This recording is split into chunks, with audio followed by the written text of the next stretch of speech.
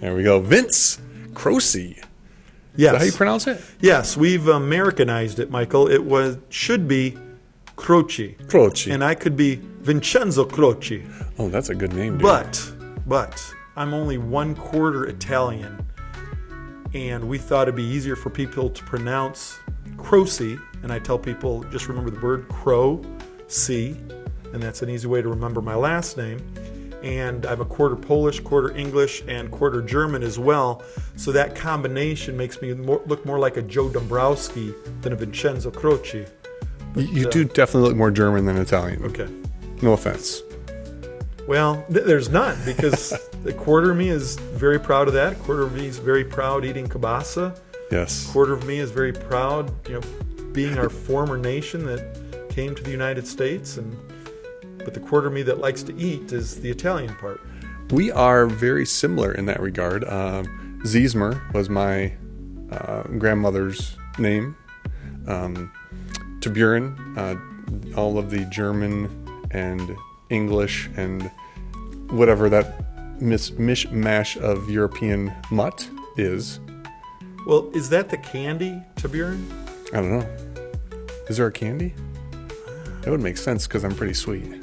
Oh, the bar has been dropped, All right, Vince. we're The bar at has dad been joke dropped. number 1 here on the podcast today. I've got the German Ziesmer. I've got the Lebanese. I'm actually 1/4 Lebanese.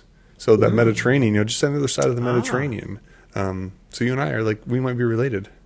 We could be. Let's do an Ancestry.com or what's that? 23andMe? 23andMe, and we'll do a follow-up podcast, and we could be like 4th cousins twice removed. Very possible. Very possible. Wow. We do look alike. Yeah, you know what? I mean, we're both white. I normally don't have a beard, so based on when somebody's watching this, I'm doing my No Shave November, which turns into December beard, which turns into January. And I've never heard of January. I've made these up. I ran out of nicknames for a beard in February. Oh, that's unless awesome. You go to January and February, but I don't like to repeat myself. February. Are you ready, Vince? Yes. Okay. I think it sounds good. I think it looks good. I mean, how can it not look good with 2 wild and crazy guys? Me, Mike V, a.k.a. Get Good Dad, a.k.a. a whole bunch of other things, and Vince Croci. Vince Croci, the master of ceremonies, or as I like to go for branding purposes, VC the MC. VC the MC. You and I are originally connected through LinkedIn. I think that's where you started liking some of my posts or something. I started seeing your stuff. I don't even know how that whole thing started. I originally met you down at what's the place that makes the whiskey down the road here? Oh, geez. Toledo Spirits, I Toledo think? Spirits. Yeah, there nice. was some sort of tech get-together there. I was introduced to you by Kevin David at ToastNet, I believe is who introduced us. Started talking to you and followed some of your posts on LinkedIn and was very intrigued by your myriad of interests and commentary. My ADHD. With capital letters, I believe. Yes. So very cool. Yeah. 1 2 1 2. Checking this out. All right. I think that's better. Yeah. Go ahead. Well, ironically, Kevin, who is a pretty laid back, kind of quiet guy, I've known since back in grade school, I think. He was telling me when I was talking to you, I was talking too much and to settle down. So it's ironic that now you have invited me to talk to you. Too much. So Kevin, I hope you're watching this or will at some point. I just want you to know that where you tried to govern my interaction with Michael, he's actually invited me here, and we'll see where it goes. I love talking to people. I love telling people my story. And I think that that's kind of what this whole podcast is meant to be, is just a way for me to tell my story, Vince. It's all shameless self-promotion at the end of the day.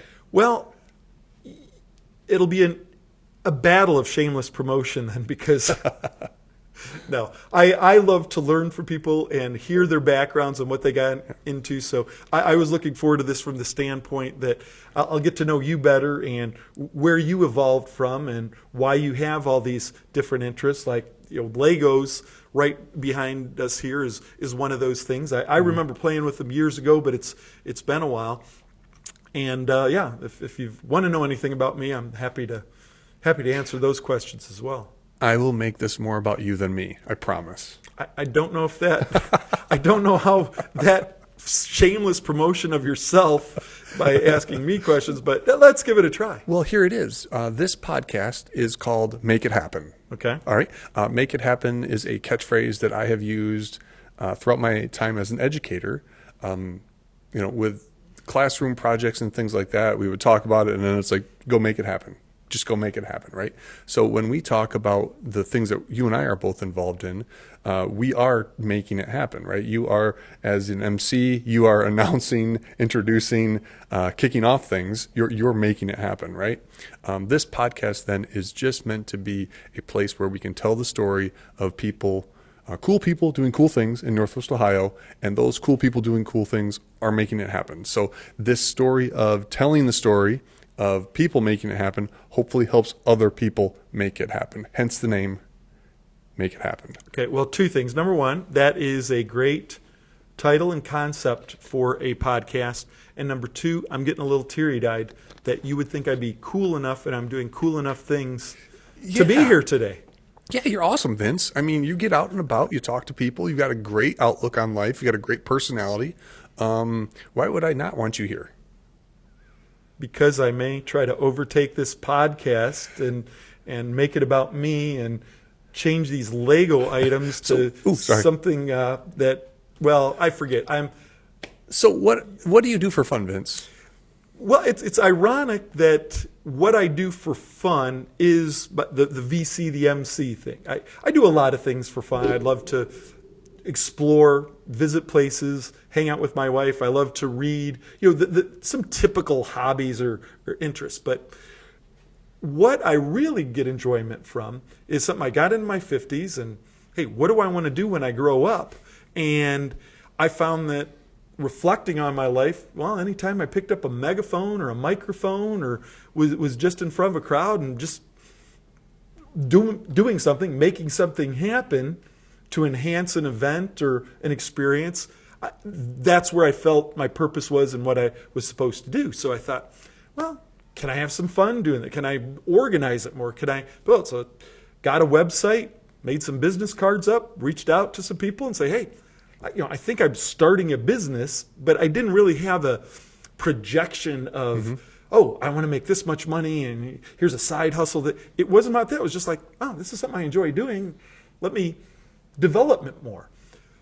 So I did that, and I started working with Dave's Running Shop. They sponsor a lot of the races around town, 5Ks, 10Ks. They're involved with the Toledo Road Runners and the Glass City Marathon.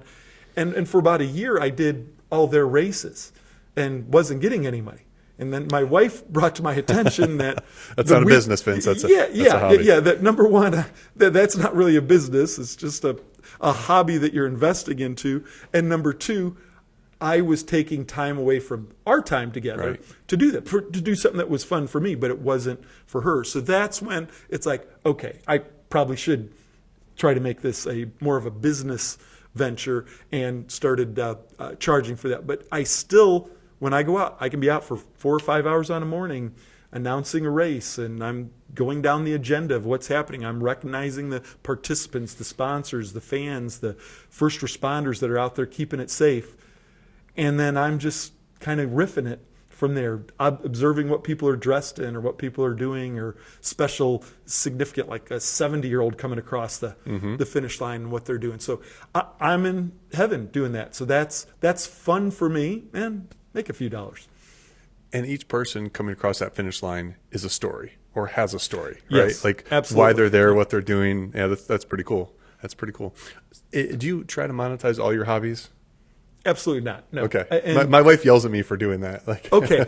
Well, here's how I look at monetization of anything. First off, I should say I am very fortunate that throughout my career in the medical field and pharmaceuticals, and now with Exact Sciences and selling medical-based equipment, my compensation and overall lifestyle is very good. So I don't need to do something else for money. But I also look at there's a value to what we all do. And when your hobby goes beyond just being something you're just doing for yourself and you are providing some value to other people, I think it's okay to monetize it. And in my case, it's like, yeah, we may use it to spend on this or that, but I can be a lot more generous to organizations and help people I want, and I don't think about things as much. It's like, hey, I'm supporting this because I made some money that brings joy and fulfillment to me, so let me help somebody else and bring joy and fulfillment to them. So very cool. So we kind of have a small picture of where you are now with VC the MC, and then your work with Exact Science. We haven't gone too deep down that rabbit hole, but we will. But let's back it up a little bit. Where are you from, Vince, and how did you get to Toledo? Well, I got to Toledo from a hospital not too far from here when my mom, Sharon Croci, had birthed me at Toledo Hospital back on June 15th of 1965, which, according to your age range... You're never going to let me forget this, are you? We have to tell this story. Well, yes, so I have to share with everybody. Michael gave a fantastic presentation one night, and as usual, he was inspiring about how we need to teach our youth, and they are the answer, and we got to get to them. And Michael brought up to the point that he's halfway to death, is how he experienced his age. I believe the phrase is, I'm halfway dead, so it can't be about me anymore. Okay, so nuance there, but halfway dead. So I did some quick math in my head, and he's 40-some years old and halfway to dead, so he's looking at 80-something, and it's like, well, I'm 59, let's just round it up to 60, and it's like, well, that means I'm 2/3 to dead. So quite aged there. And every time I see Vince since then, he consistently brings it up. So it might be getting old, but now it's going to be captured. So maybe I don't need to bring it. I'll just preserved forever. I'll just have the clip and play it once a year for you. So I was born here in Toledo, Ohio. Grew up in the DeVoe Village area. My formative years, as you could say, and never strayed from there. Matter of fact, my wife and I, that was our first home. We bought my parents' home. Oh, wow. So you've lived in the same house your whole life? Well, no, we've moved. Okay. So I lived there till I graduated from University of Toledo in December of 1988. My wife had graduated shortly before that. My parents bought my grandfather's house after he had passed away. So they laid it out, hey, would you like this house? And that was kind of a nudge to, hey, we can get a house. That was one of my graduate and get a job and get a house, and maybe I'll get married. We'd been so that was kind of the nudge and the impetus for us to get married as well. So lived in that house for a while, then moved out to Sylvania, out near Highland School, Highland Meadows Golf Club. Lived out there for a number of years, and then about 7 years ago, we built a home a little farther out in Sylvania, and it's called Waterside, Sylvania. It's across from Creaky's Greenhouse, just past Timberstone Junior High. And it's a 55-plus community. And one interesting note with that is we were illegals when we moved in. We were under 55, but it was okay as long as 85% of the people there were over 85. Okay. Gotcha. And it was like, and we weren't really planning on moving. But I had jokingly told a real estate agent, like, you find me something on water, we'll get it. Well, I was thinking Lake Erie or Maumee River.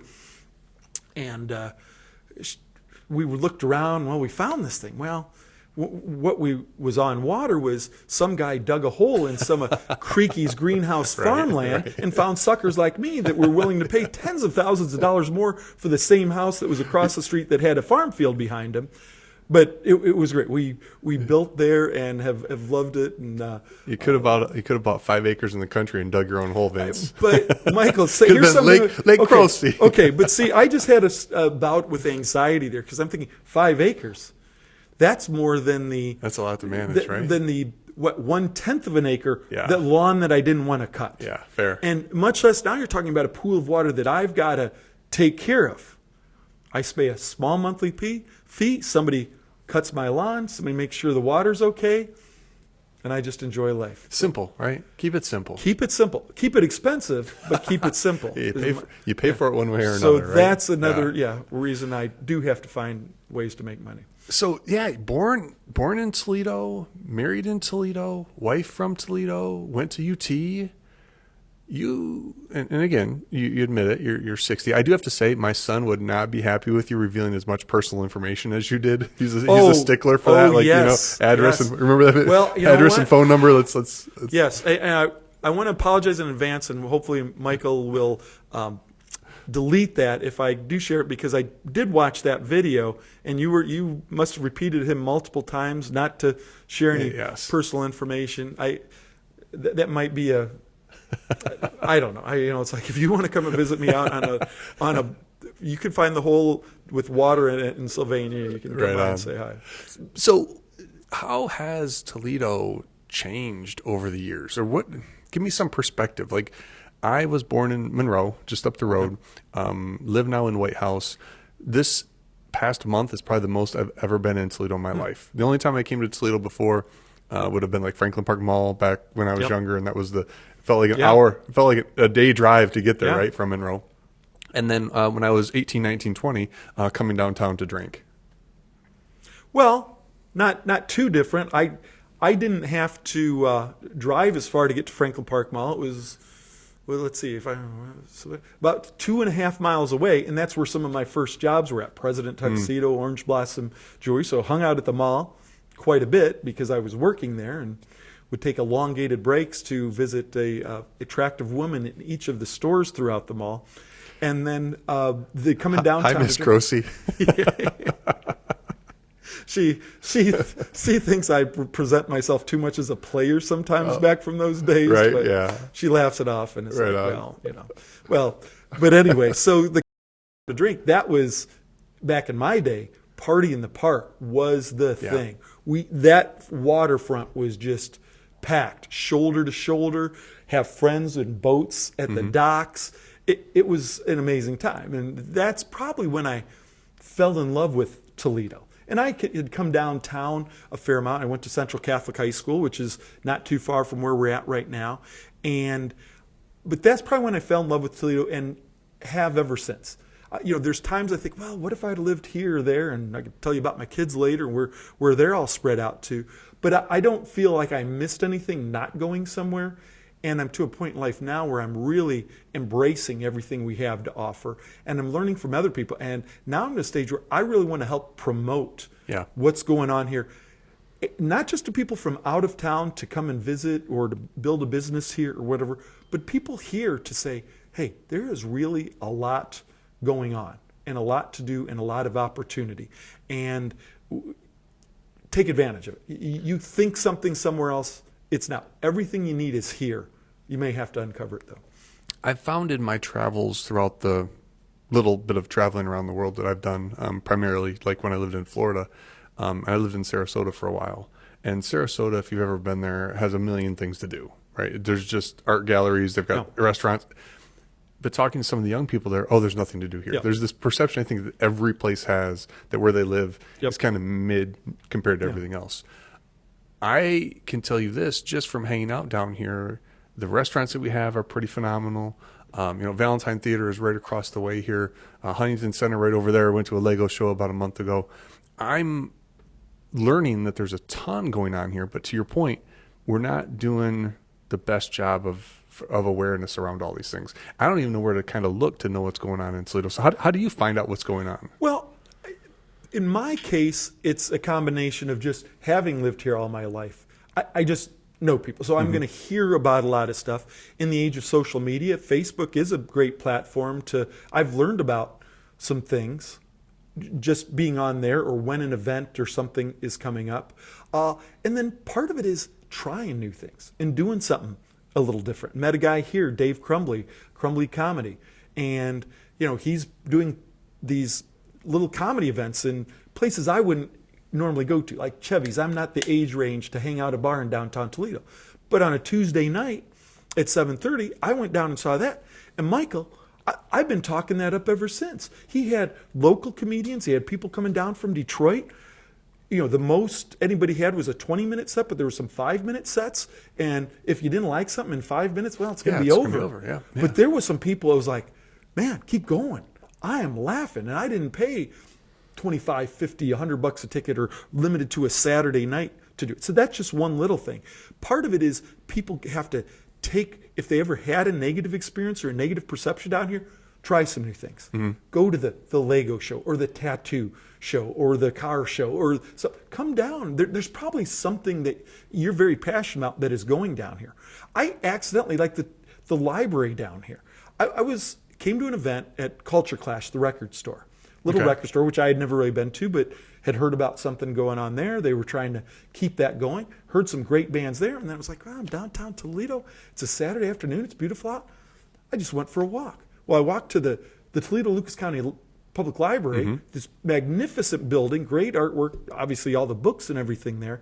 But they had something going on in the midway. I was like, what is this? And I know a woman that works there, and Christy said, it's like, well, it's a rom-con. It's like, what? A romantic convention. Like these books, people write with the guys with the long hair and the voluptuous my women. My grandmother read about 3 million of them. Okay, she would have been in seventh heaven. Now, for me as a genre, I'm the last guy on the list to be here. I tripped across it by accident, but then I talked to one of the guys from Destination Toledo, Eric, who had a booth there, and he goes, Vince, this is amazing. He goes, we've got people coming in. We've got some big-time writers. There was the booths were the local ones. Some big-time writers coming in. They actually have their own security detail. Oh, wow. But there was people coming in from Chicago and Pittsburgh and all over because it was such an event. So I'm thinking, it's like, well, that's nice. They came in, but how many people that are like your grandmother that read these type of things would have loved to have been at that library that day and learned about new authors and new books. So there's all kinds of stuff going on. Because it feels like for some of those things that exist, the audience is already there and the audience is already paying attention, right? So for the people that know this exists, it's easy to know to go to. It's that spreading awareness beyond the people who already know to the people who don't know who might very well be interested in it. And that's where it's exciting. One of the tech things, I've recently got plugged into the tech. Yeah, I want to find out about that. Like go on, but I want to hear about how you, because you're coming to the Tech Loft talks. You're part of the Activate Innovate conference that they're doing, correct? Correct. And like you and I, we met at a tech event. So like, finish the question, or what you were saying, but then also weave in like, why does VC the MC care about TECH? Okay. Well, to finish up on the first question first, there's an app or a site that's being developed, EventPin, that's affiliated here with Toledo Tech Loft, which I learned about at the University of Toledo Business Incubator. They gave a presentation in a competition there and learned a lot more about it. And this could really be the breakthrough to address what you were talking about, where everything that's going on will be in one place. And you'll be able to filter it. What am I interested in? Be it romantic, convention, is there anything going on in the romance? Oh, there's this little meetup here, or there's this bigger event there, or Legos, or Chevy Impalas from the 60s. Or Jeep stuff, because Jeep draws. But it'll all be there, and you'll be able to easily, because I think that's the missing piece, is that connection, the communication. Like I said, there's some people that are very dialed into something. They know everything that's going on in that arena, so they'll be there. But there's other people that may have a little bit of an interest or haven't deep dive that could be there too. Not just locally, but from somebody's in the hotel one night. It's like, okay, what's going on Tuesday night, January 12th? This is what I'm interested in, and be able to get to it. So I'm really excited to see that develop. But going back, so as I mentioned, I had been in the medical industry a long time. I decided to start a business. And all of a sudden I'm looking at it, being an entrepreneur in a sense, or starting something. And well, I don't know anything about that. I've had everything laid out to me for 30 some years. Here, Vince, get a job. Here's the training. Here's the support you'll get. Here's the resources. And it's like, oh, I don't know how to start a business or what other people are doing. So it's like, I want to put myself out there. So I looked at different organizations, and my first tech type approach was I went to the Pitch Pour. I just mentioned that. Yep. Is it still called the Pitch and Pour? No, that's where they changed it to the Tech 419 competition. And still the same format, 5 local entrepreneurs presenting to 5 judges. They present for 15 minutes or 5 minutes, and they have a 15-minute question and answer, and they can win up to $10,000. Well, I got exposed to that, and there was just some fascinating ideas. Some I continue to follow and look at, and one at the last competition could just really explode. So I got to meet a lot of people there. So that was my first connection. But then last year, Brandy Alexander with Tandem Tide, her and Keith Instone organized the Activate Innovate conference. Brandy reached out to me. She found my website. She typed in MCs in Toledo and reached out to me, and I came to do it. And Michael, that's probably what really tipped me over the edge to looking at this community and saying, wow, that presentations from not just tech people, but there was Adam Levine from the Toledo Museum of Art talking about how tech and innovation is going to make a difference in something that you would think is one of the stodgiest places in Northwest Ohio. And sports, people from Ohio State University and the Toledo Mud Hens talking about what's going on there, and companies that land motorcycles out of Cleveland, this electric motorcycle that, there's a story there. I did not understand the gear changing. Well, it's not really gears, but... You almost died on it, didn't you, Vince? Yes, I would suggest that when there's 1, 2, 3, and 4, and that controls the torque, do not be on 4 when you're at a stoplight getting ready to make a quick right turn. How I stayed on that vehicle at that point, I still do not know. But those things are pretty... So Land is over in Cleveland. I actually did a podcast with their designer, Evan Painter, back in the day. Cool. And they are pretty phenomenal with how they're balanced. I've almost died on a scooter, but I felt very, very, very safe on one of their bikes. Yeah, I think I did. I think they're for young people, though, Vince. Well, and just when I was about to send $8,000 to Cleveland to have one, wait till we get one in here, and we'll have an affiliate code, and we can make a couple bucks on it. Okay, maybe if I buy a sticker for it, can I ride it so much? Maybe. Okay. Well, so that we could have it here as a showpiece, and then everybody could pay to rent it for a test drive. Yeah. Well, again, the liability might be that one true. thing. But that conference just enlightened me, and I met a lot of people there. That got to know Brandy, but Keith Instone and everything he's done with tech. Keith is one of the people who's connected me to more of what's going on in Ohio and beyond than anybody else. Keith Instone is a phenomenal resource, and I'm glad he's here. Yeah, just him, and then Chris Eischen, who's running thing here at Toledo Tech Loft. I got to know him through Toastmasters, again, another organization I got involved with to help me out with the MC type thing. So there was some people I knew a little bit, some people I met, but then that generated okay, I want to be a part of this. And then hearing guys, probably the most impactful person that jumped down at me and that I've followed up with on some is Tom Bush with Actual Reality Technologies. And his vision, not just for his company and what he's doing, but for Northwest Ohio and Toledo. And when he gave a presentation here and talked about there's 150 tech companies in Toledo and painted why this should be the AI capital of the Midwest and why people should be coming here, that really hit me. And it's just okay, I want to be a part of this. Ironically, I'm one of the least technically proficient people. I like to use technology, but keep it simple for me. I understand the power of technology. I don't want to have to know how to build it or to build it. You want to plug it in and it works. Yes. Is the ideal. And I want to optimize whatever I'm doing with it. Right. And so to be around the people that are making that happen. Ooh, that'd be a great name for a podcast. Make it happen. Yes. Well, I think that's why we're here today. There's some cosmic influence. It could be a guy that has talked to aliens, but that's another conversation I recently learned about. Go ahead. But we're supposed to be here. Yes, you're looking for people to make it happen. That's what I'm drawn to.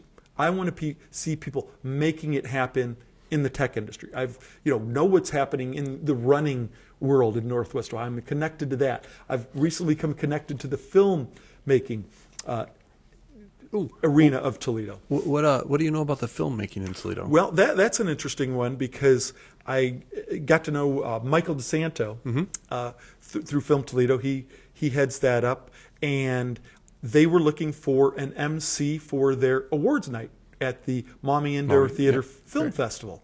I said, okay, I've never done it, but I have a tuxedo, and I looked at their color scheme and got a tie to match it, and had a great time there. And then one of the most fulfilling experiences I recently had, a friend of mine from high school and college, Tom Wright, his son, Anthony Wright, is a filmmaker. Well, Anthony recently made a film, The Road to Nowhere, and he had a premiere down at Imagination Station, the biggest screen in Northwest Ohio.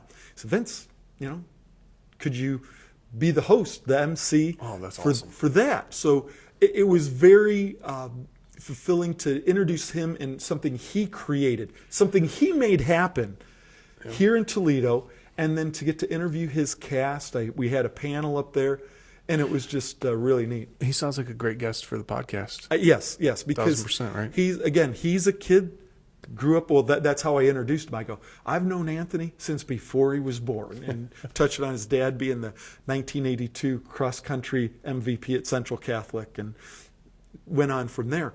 But Anthony's interesting because he's a guy from Toledo. He became passionate about something. Did it worry his parents a little bit? It's like, what are you going down this road for? Can't you just become an accountant or a manager or something? But he kept working on that. He did a lot of film work while he was at the University of Toledo with the sports filming department. He then said, hey, I want to make films. And he's been holding a camcorder since he was a kid. Wants to do that. But he realized, I can't make a living necessarily from doing that. So he's probably one of the best wedding videographers in town now. So he's like, when he was putting this film together, we had chatted, and it was like, he was working his butt off to keep these couples happy and create a great product for them while he was also working on his passion project. And that just fires me up. And I think he'd be a great guest because he's making it happen. And he is somebody from Toledo. Well, so that's great because that is like the one thing that this podcast is meant to do. It's to provide awareness of people doing these things, to inspire other people to you can do this stuff here in Toledo.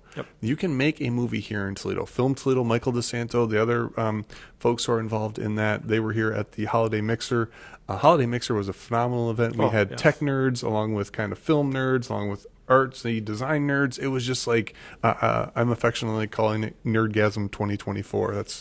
I don't know if they'll be okay with me saying that. Yeah, but, we'll see. Michael, I'm not really comfortable just sitting next to you using that term, but now you know how my wife feels. Yes, okay. Well, here's what's funny.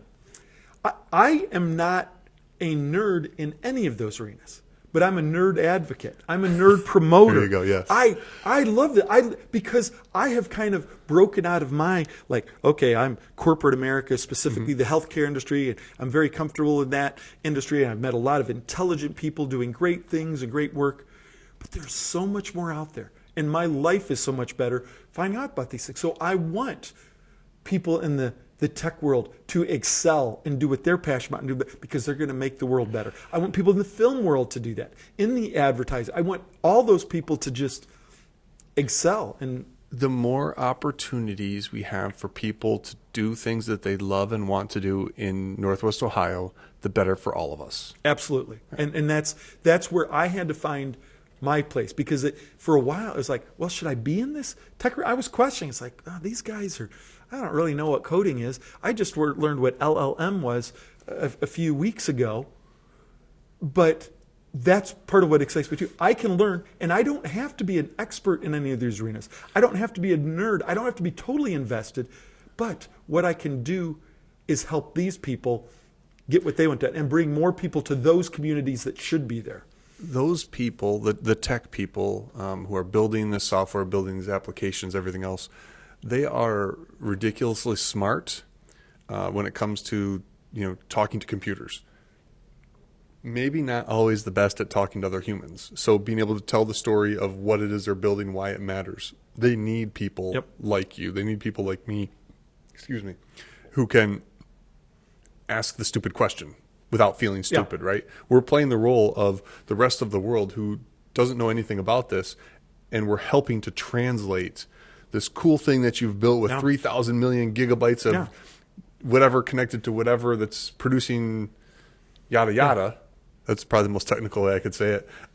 And communicating that message, sharing that information out with the rest of the world, who are typically their consumers who are going to use the product. Yeah, absolutely. Like going back to EventPin, Derek, who started that up, he was talking about some of the technical aspects, and it's like during his presentation or when he presented, it's like, okay, there's some people that need to know that to have confidence to vote for you or to understand what's going on, but it's like, no, I want to know how this is going to make a difference to me Yeah. or to other people. I don't need to know how many gigabytes. I don't need to know what platform you used. I don't need to know what artificial intelligence you're leveraging. Now, do I know that all those things are involved? Yes, but I want to know at the end of the day, what's this going to do different for me than Google Maps or Facebook or something else?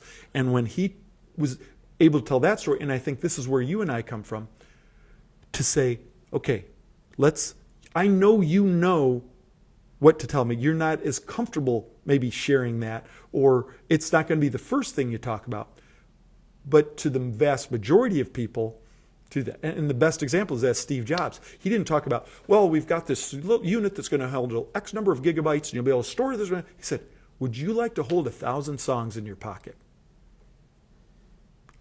I can relate to that. Yeah. Tell me more. Well, it's on this. And then some technical people, they went and maybe ask more questions. But no, you told me you can get me 1,000 songs in my pocket. How much? Yeah, I'm in. 100%. Sell it before you tell them the price. Yeah. You know that, right? As a salesperson. Right, because if they see the value on that, like, my record collection that fills all these shelves, I could transport with me and not even a bunch of cassettes that I got to plug in and out. I mean, that's going back in time. People, there's some people going to be listening to this like, what the hell are you talking about? But I could have never imagined that when I'm going to the record store and putting a piece of vinyl that gets scratchy with degradation over time to where we're at now, that I take for granted. Isn't it amazing how fast, like, you just take for granted that what technology has allowed us to do? Like, do you ever go anywhere without your cell phone? No. I would be more comfortable going without my wallet than my cell phone. Right. Because you know what? I've free. pretty much put everything that's in my wallet on myself. Like, I'm starting to question, well, I've got all the credit cards in here. I'm only at the mercy of a place that doesn't have a tap app on it. And yeah, so it's amazing. Well, probably one of the things that hit me the hardest, again, this is the age type thing, went up to the Henry Ford Museum up in Greenfield Village, right up in Dearborn. I encourage everybody to go there. It's a phenomenal place. Right. And I go into the section and, they have this stuff in cases, and it's like, well, that shouldn't be here. It's a cassette recorder. It's a phone with a wire. It's a phonograph player. Like, there's all this. It's like, that's not old. That's my stuff. Yeah. And it's like, but it's all obsolete now.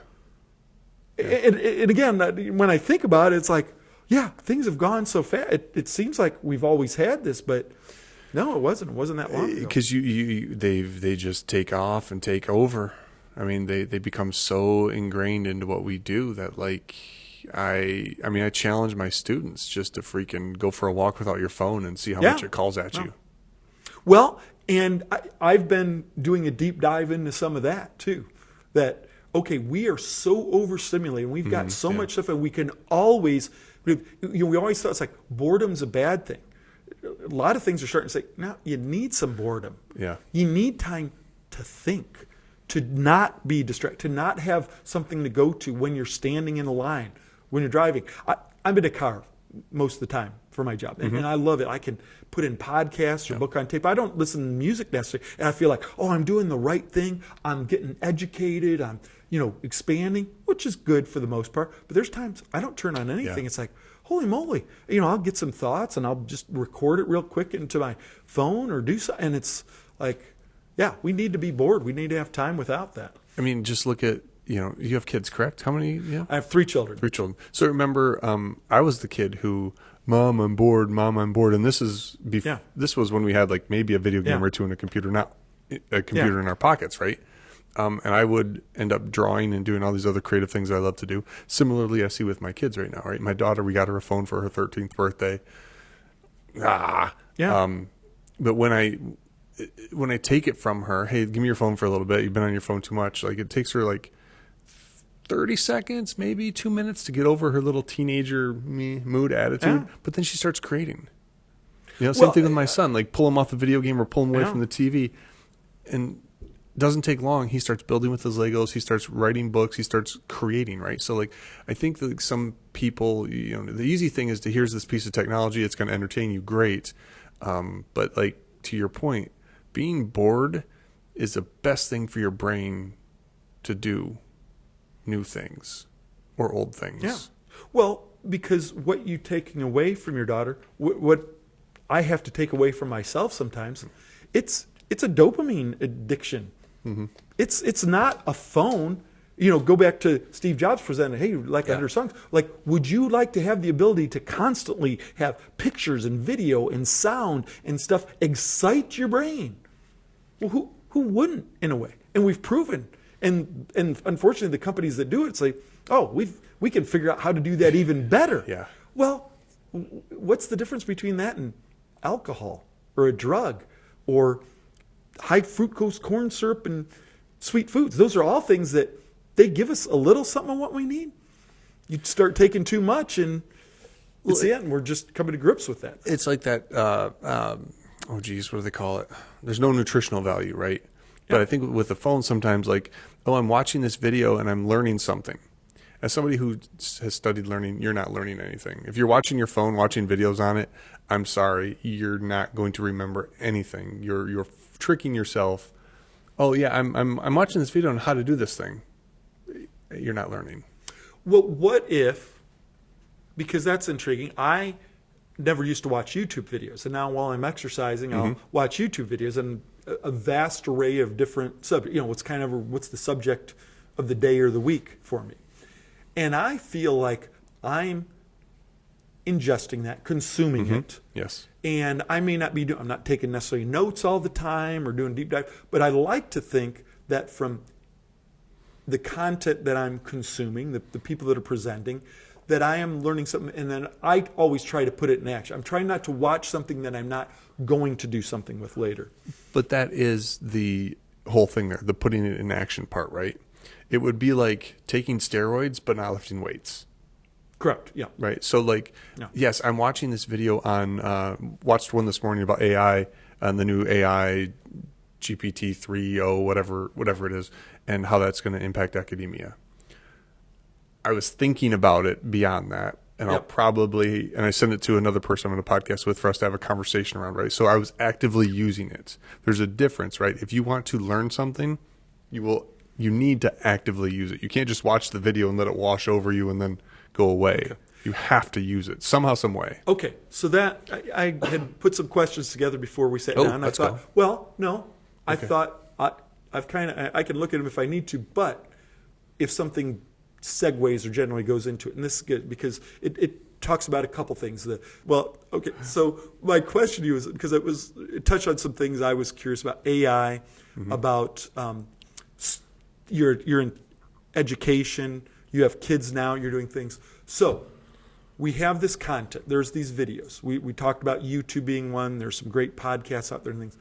What would, not only adults, but how as parents and teachers can we get people to take this vast array, this almost unlimited amount of material that could make us smarter, could help us do things better, and to transfer it from just consuming to doing?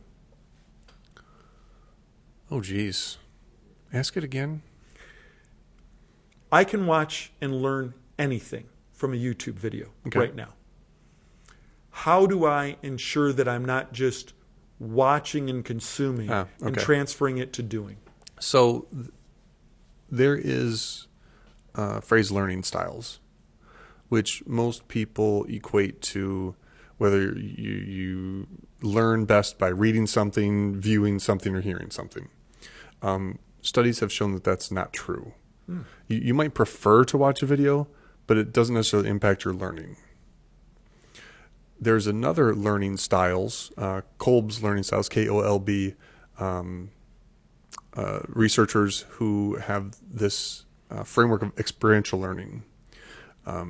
Learning styles have kind of grown, but there's four basic places where people like to live in the learning space, right? The planning of something, the doing of something in the weeds, and then the doing of something as an outside observer, kind of watching the doing being done, and then the reflective piece. So this reflective model of experiential learning is based around doing something. And I think when we talk about learning, the way that we learn is we do something with the information that we're gathering.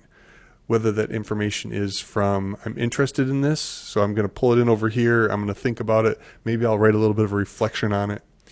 Maybe it's usually when we go learn something now as adults, I'm going to argue that most of the time it's a need based, right? We need to, I need to change the brakes on my car.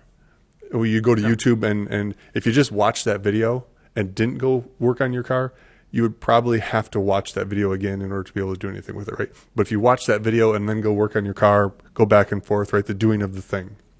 That is that application of what you've ingested is what learning is. Being able to take what you've seen, read, experienced, and being able to transfer it to different situations. That's learning.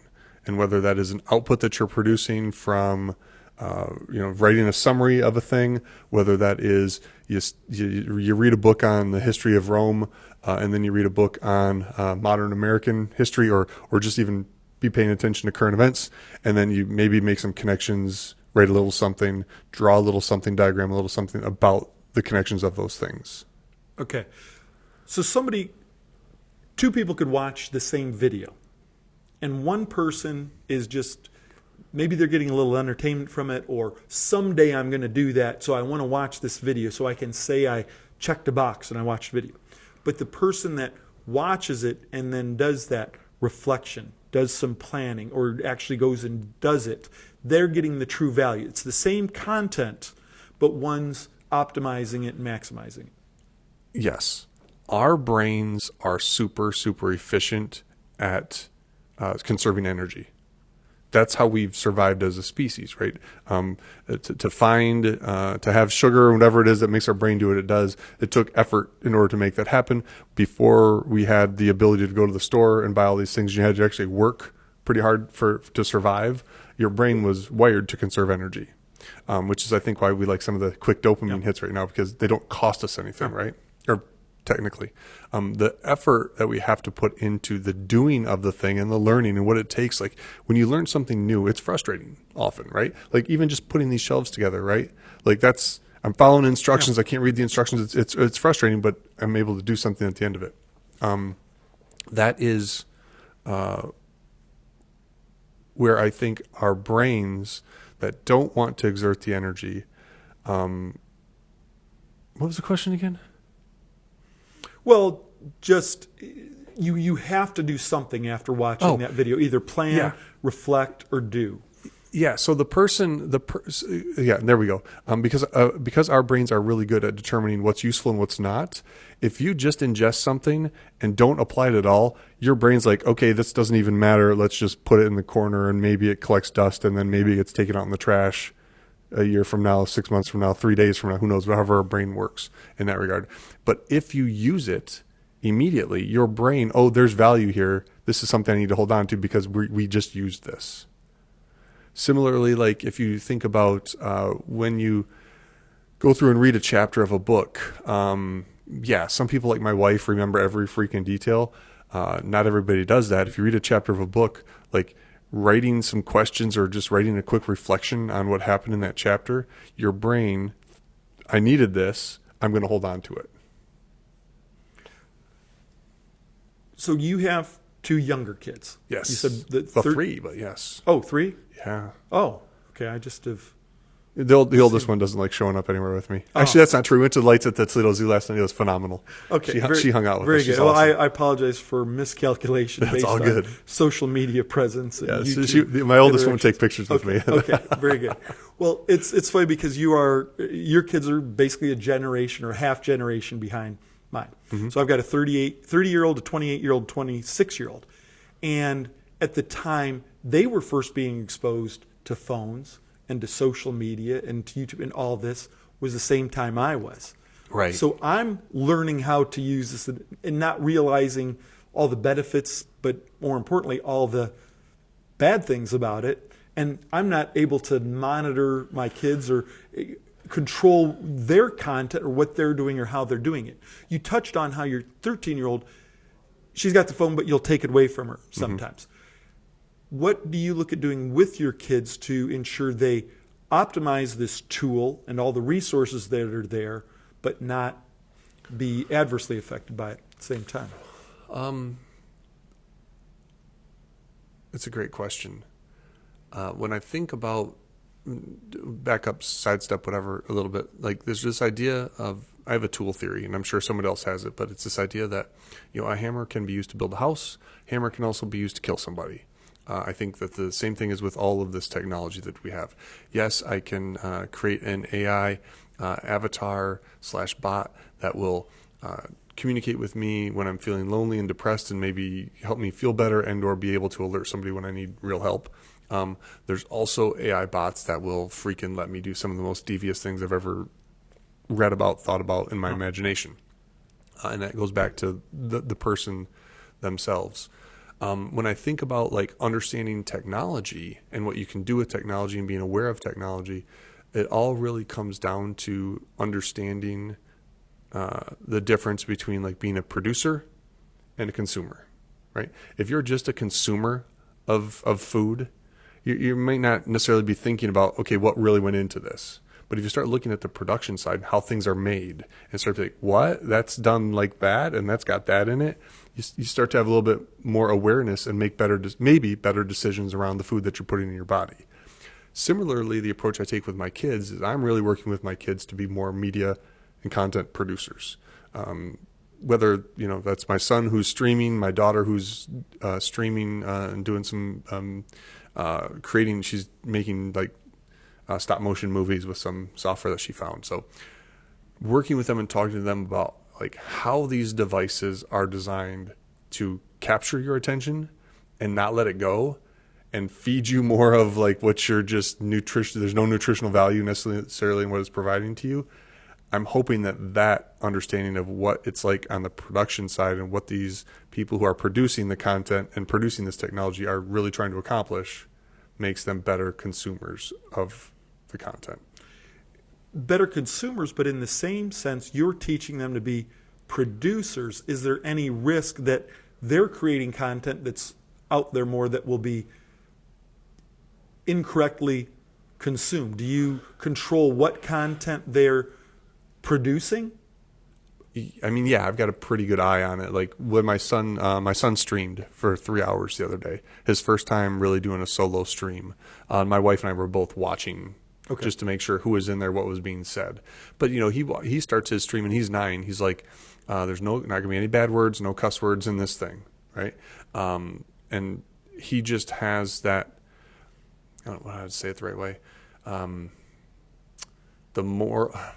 want to say moral, but he has sensitivity to what's right, wrong, good, bad, negative, positive. He's a good kid. He's a good kid who wants to do good things, and I think his mother has really helped him. He's got a confidence in himself, and he's pretty clear on what's right and wrong. Like so much so that when my mother drives him around and she goes more than 1 mile an hour over the speed limit, she's letting grandma know. So it's like these tools, going back to my tool theory, it's just an extension of us, right? If my kid was one who was swearing and acting like a jackwagon and doing dumb stuff on the internet, the unfortunate thing is he would probably have a lot more followers and a lot more viewers because, unfortunately, that tool rewards stupid behavior. Maybe not stupid isn't the right word, but not necessarily the best behavior, right? But again, is that the tool itself, or is that the reflection of us and what we as like to watch? Well, and I think that's always been the case. Was it on TV? People were attracted to that. On radio, people probably in the town center. It's like, okay, here's the really nice person, but here's the ribald comedian or something that. Or the newspaper back in the day where the front page might have been what happened in high school sports that day, and then the next thing you looked at was who got pulled over in the in the police section, right? And what was at the checkout counter? The Star and National Enquirer, stuff that's purely bad content. But what this has done, sorry to interrupt, what this has done, it's made all of that faster to access.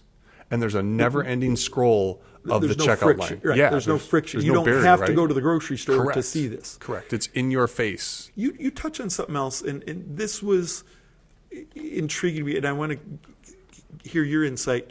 You talked about your son and streaming, and I know you've touched on video games, and you're doing some things to enhance it. And I didn't grow, I was back, Pac-Man was a technological marvel, Right. and go from there. And I just never got into it, and even as things evolved. My kids were in a little bit, but never really got hardcore. And it was funny when you had the podcast with your 9-year-old, who again, I 100% back you up on that. A very intelligent, very nice, very verbal kid. It was fun to watch him and interact, and I commend you and your wife on. It's my wife. I had nothing to do with it. I had nothing to do with it. Creating an environment. He's going to be tall because of me. Yeah, yes, that he's a good kid, but he's working on things. But part of, and I'll be straight up with you, that always bothers me a little bit, or I haven't come to grips with. You were talking about like first shooter, and some of these games are very armaments and shooting and killing, and taking over, and he was very nonchalant, and I don't think there's a bad side to him, but is that content, is that what we need out there, and how do you view it, I guess, because I need some help understanding that whole genre. So, do you know how many people play Call of Duty? I could only guess tens of millions, if not hundreds. Right. And if Call of Duty was going to make people become real life shooters, killers, we'd probably have a bigger problem than we do right now. It's similar to the conversations on weed, marijuana use, which is legal. They're trying to figure out how it's going to work here in Ohio. I've got some friends who open dispensaries up in Michigan. I know a little bit about that industry. To where we're asking the question now, they used to say that weed made people lazy. Well, maybe it's just that lazy people like weed. Mm-hmm. Similarly, when we talk about like these video games, maybe it's an outlet. These first-person shooter games, these fighting games and things like that, maybe it's just an outlet for the aggression that we instinctively have, because again, as a species that evolved over time, we had to be able to fight and we had to be able to do things in order to survive. Maybe it's just a place for us to let go of some of that, and that's why we gravitate for it. I don't know that it's actually changing anyone's behavior. I don't know if it's actually making anybody okay seeing somebody be shot. I don't know, because we come from the place where, remember, they used to say like 2 Live Crew rap albums were gonna like destroy our civilization and everything else, right? I think again, video games are going to be a lot like every other tool that exists, right? There's games out there that are creative problem-solving games. I think will help, you and I, as we start to age, and I think there's some studies that show how playing games and things like that help with some of the things that could potentially cause us problems as we get older. But is me running around living a fantasy life, shooting cartoon characters or even real-looking people going to change who I am foundationally? I think the only way it would do that is if you have a real shitty foundation. Okay. Because that was leading to another question or thought I just had as you were expressing that, okay, it's not going to necessarily make somebody bad that doesn't have something bad. Matter of fact, it may be an antidote to keeping some bad things from happening. It's like, let your aggression out here and do this, that. Mm-hmm. So could the other side of that be that, well, let's go to where these kids are potentially more aggressive and will have an opportunity to act out on it and may do that. Could we, if they were exposed and learned how to do these things and had access, could we reduce that aggressiveness in environments where it is at unhealthy levels and real things are happening? Yes-ish.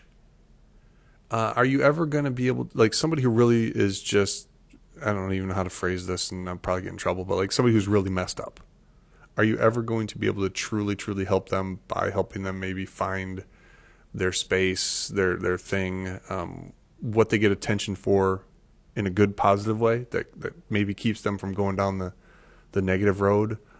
Probably. You can help some of them. But are there some people who just want to see I'll quote my third favorite movie, The Dark Knight. There's some people that just want to see the world burn. Yeah.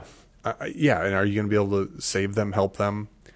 I don't know. I think the real place where we want to focus is that middle ground of people who aren't necessarily good or evil, but just don't have a place or a path.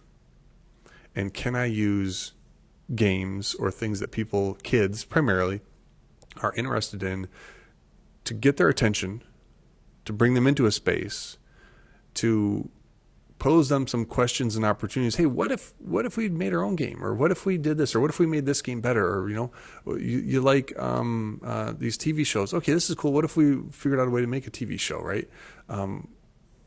That's where I think we should be spending more of our energy in this space, right? Is that the place where people are confused and lost and not necessarily formed into who they think they are? Because I think that's where we're going to get the better return on investment for our time and energy. And that kind of goes into, I first met you and understood your background in education, and a lot of your posts that you have on social media touch on that, and changing the learning environment or making it better and do that. You've had some reflection on, yes, you just touched on it there. Could we use some of these tools that are out there that don't seem necessarily educational on the surface, but use those as a conduit to get kids educated and learn? So in the realm of enhancing education, how would you change things, or what would you do? We have a system that seems to work on some levels, but is totally broken in others. And now we have this vast array of resources and tools. You're on the forefront of both. You're in the middle of education. You understand what's going on here, resources. What steps would you have us start taking to get to a better place? Oh, man, Vince. If I'd have known this, I'd have brought something.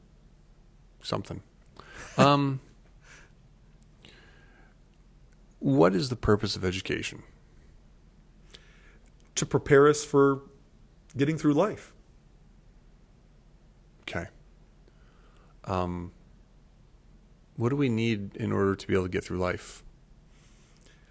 The knowledge to take care of the responsibilities we have, to handle the adversity we'll face, to make ourselves better, and to potentially make the world better. So we need to have food. We need to have shelter. It's two of the like Maslow's. Are you familiar with Maslow's hierarchy of needs? Yep. Right. And then we also need to have some level of entertainment, some level of companionship. Also have to have some level of, and it feels like all those things require us to have some means to generate income in order to be able to afford those things, right? Food, life. And that's where to the responsibilities we have. Yes.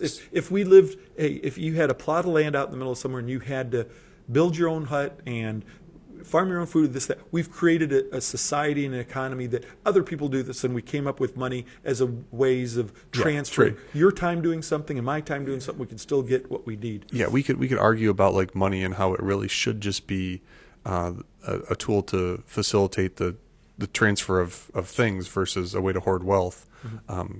That's a bigger conversation. So what do we need in order to generate money? We need to have skills to produce something, right? You touched on it earlier. How much has what we'll spend money on in order to help other people earn money, or what we can produce ourselves to earn money, how much has that changed over the years? Well, it's gone out of whack in some respects, would be my observation, because going back to what you're saying, what does it mean? What value do you bring to society? And there should be compensation for that. And for the most part, it works out. Here, you do this. Mm-hmm. We think it provides that much value as a teacher, as a doctor, as a nurse.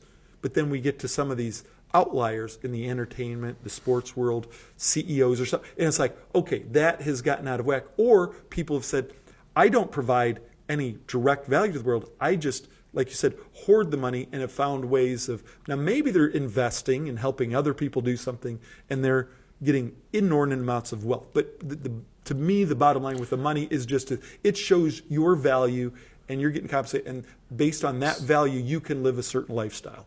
So if a 7th grader was able to come up with a thing that could generate that 7th grader an income that they could live comfortably on, would that 7th grader need school?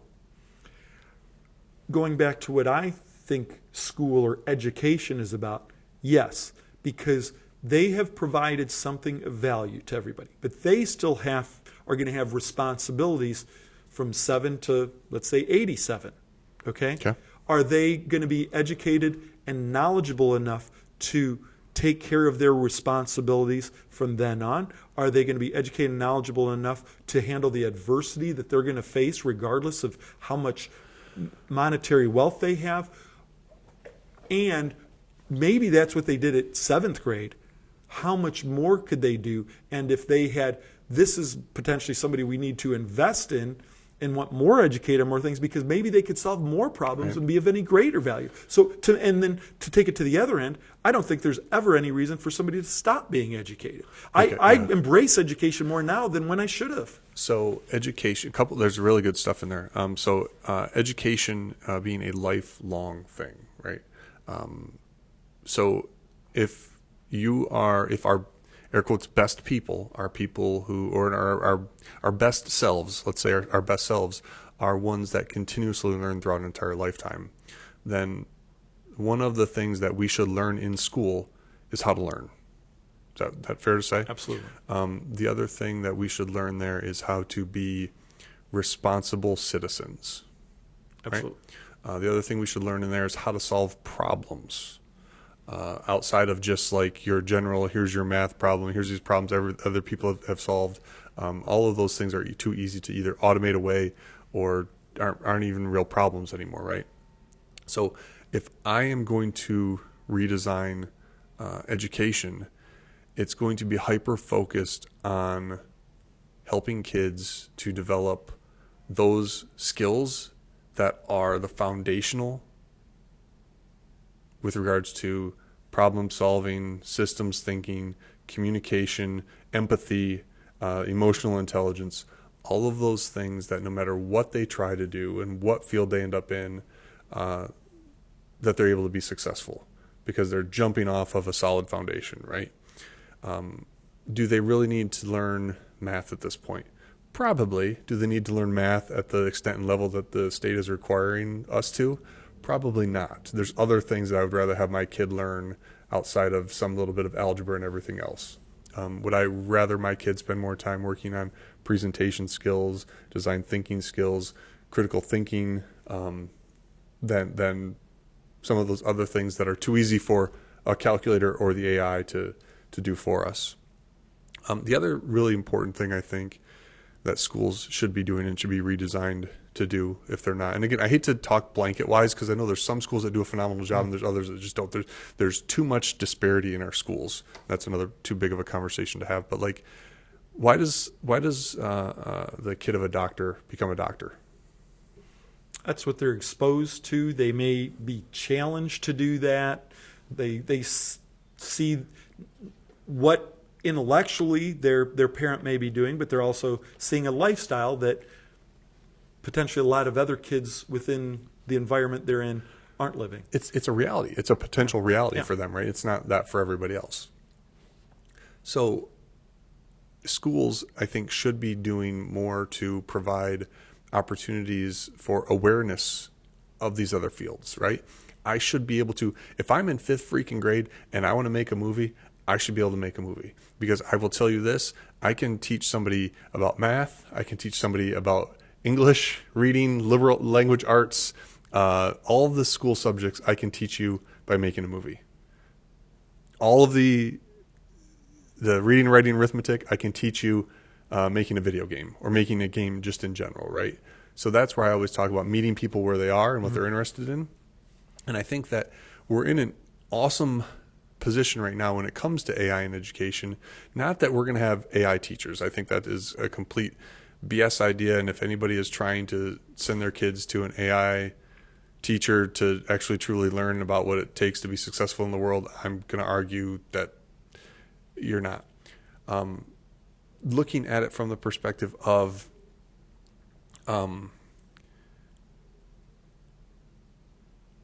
it's really difficult. You meet people where they are, right? Like if a kid is interested in horses, I can teach you about math. If a kid is interested in baseball, I can teach you about math. The problem becomes in the time of creating those different lesson plans for each of those kids, right? We have the tools right now that can do that. I can take a base lesson, I can put it into an AI and have it, hey, make this about horses. Hey, make this about running. Hey, make this about Call of Duty.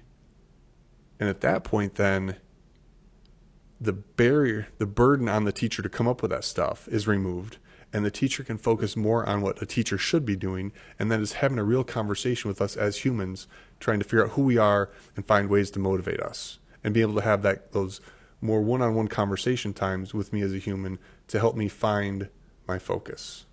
Okay. So you touched on how individually for a kid it may work. This may be too crazy a scenario to discuss right here, but what if I said, Michael, I'm going to give you 100 kids every year up to the age of 18. Mm-hmm. What age would you start them at? How would you set up the curriculum, and what would the teachers look like? What would that look like? Again, this is a 5th through 8th grade is a sweet spot.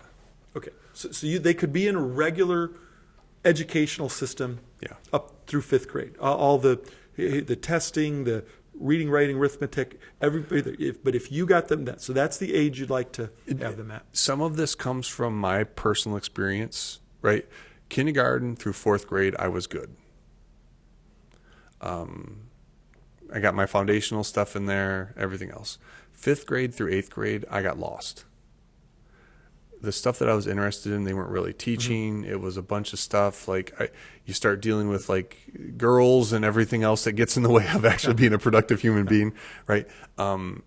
There's a lot of emotional things that are going on in that period, and then I think so I think we do a good job up until that space. Within that 5th or 8th grade space, I'm not sure we're doing a good enough job of laying a foundation of what kids might be. And then by the time they're in like 9th grade and high school starts, they're already sorted. They're already know, I'm going to be this, I'm going to be that, I'm going to be this sort of thing. So if we're going to make the biggest impact on the investment, I think it is 5th or 8th grade. Now, what would I have them do? It would all be project-based. Everything would be a project, because that's what life is, right? I mean, whether it's a project at your house that you're doing, whether it's a project for work, sales might be a little bit of a different space, but sales really is just being able to communicate and understand. A great salesman is a great communicator, correct? You're matching problems with needs. Yeah, you're a problem solver. Yes, right? You're addressing. The project is to get as many people as possible, usually one at a time, to change the way things are being done. Oh, here's how something was done. This medication was used. Yeah. This test was used. Well, if we convert you to this, we'll solve these problems. But you're going to be resistant because of expense or knowledge or I'm stuck in my ways. Here's a great example. Let's say we've got some 5th through 8th graders, and we've got this problem, this project where we want to build a new. We're going to build a new. Let's just do the widget thing, right? We're going to build this new thing, right? Okay, so we have a whole bunch of kids in the room. Maybe we divide them up into groups, because I think that competition. We're competitive by nature, right? And people like to pay for competition. So if I can set up a scenario where inside of an educational system, we're able to maybe get a little bit of money from having some teams and maybe sponsored teams, right?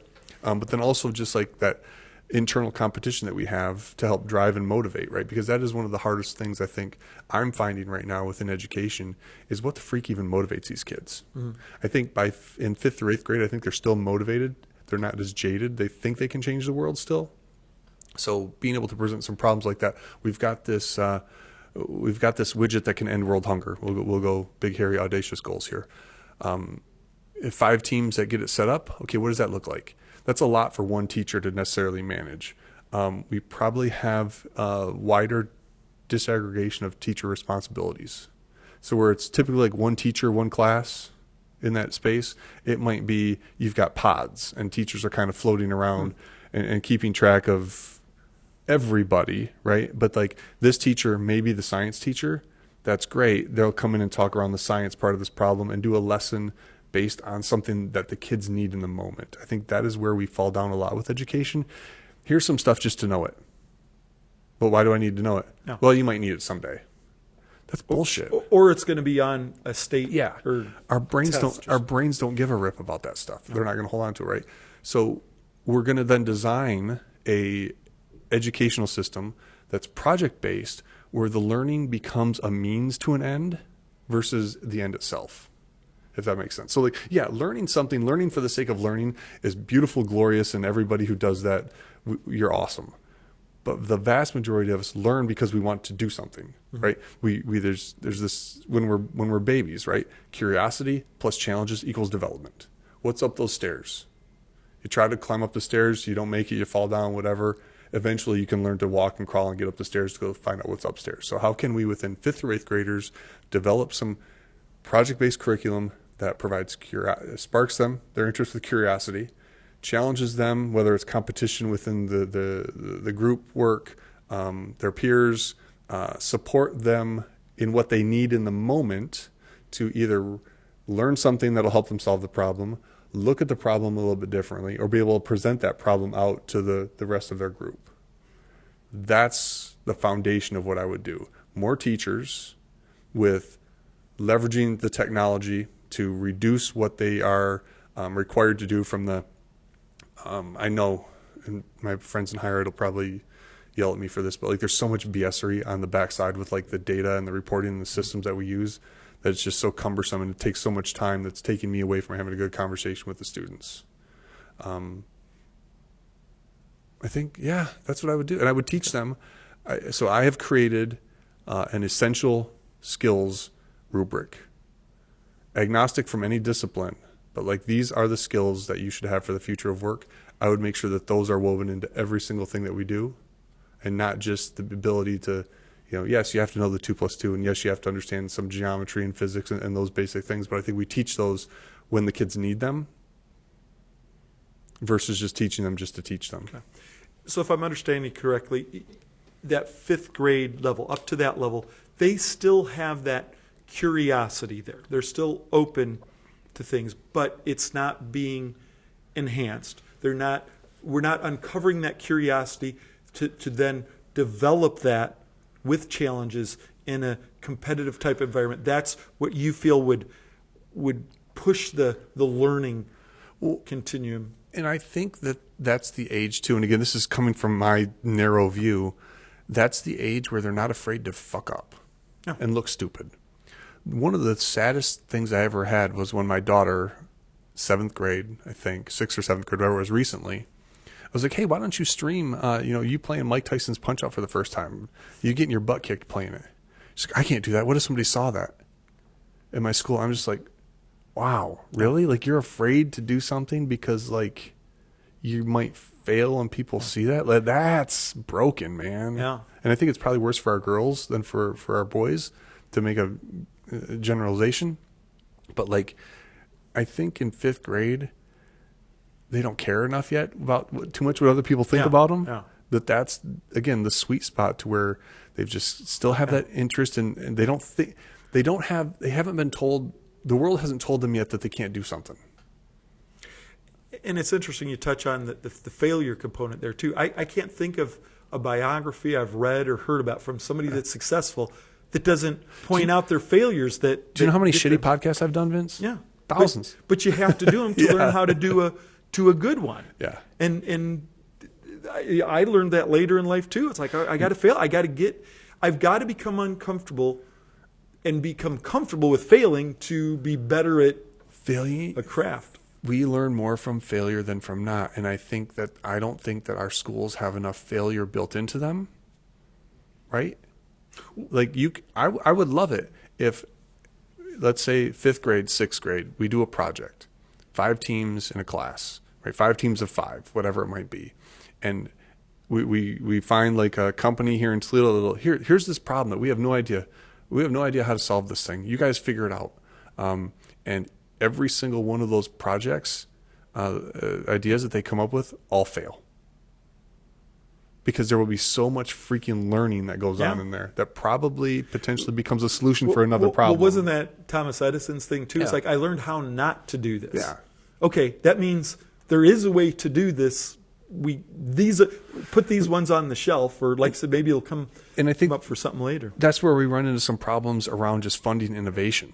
So I've been a part of a few things in the region that were funding innovation, but they weren't set up to allow for failure, and they became data manipulation stories instead of like innovation stories. Yeah. Like, oh, we can make this data look like we're doing enough to satisfy what this grant is asking us to do. Where like, if you really want to fund innovation, you dump $1 million into Northwest Ohio and let everybody who has an idea write a 1-page sheet of paper, give them $2,000, and make sure they document how much they fail.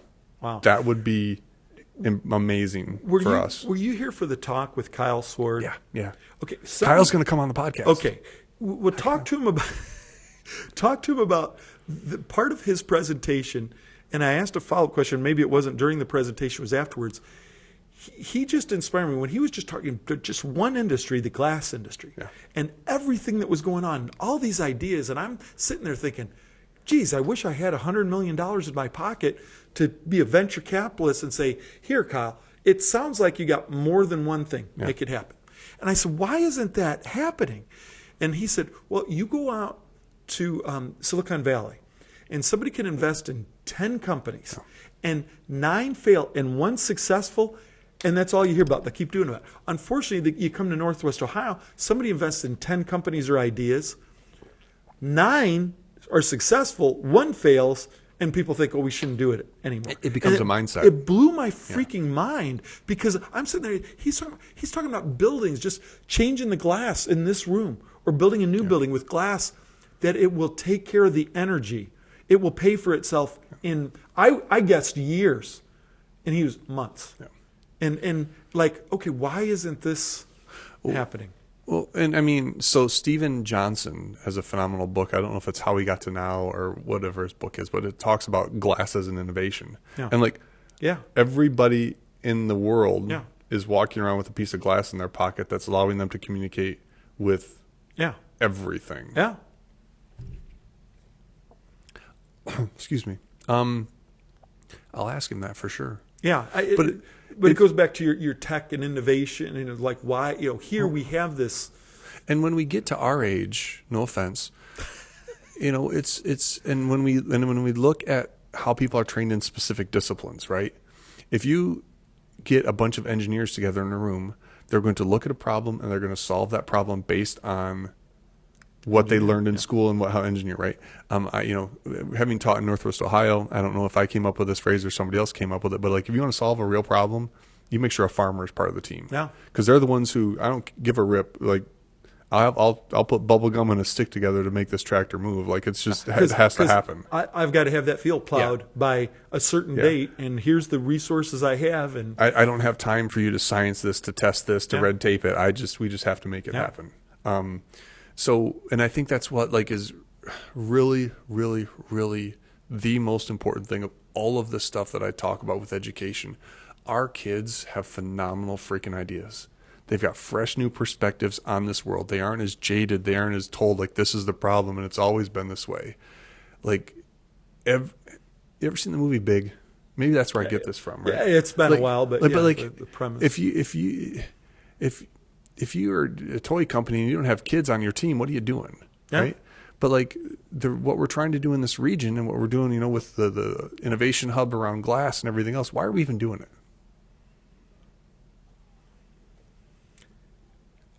It's for a world that doesn't exist for you and I in 50, 60 years, right? No offense to the happily dead conversation, but that's the reality, the plant a tree today that you won't.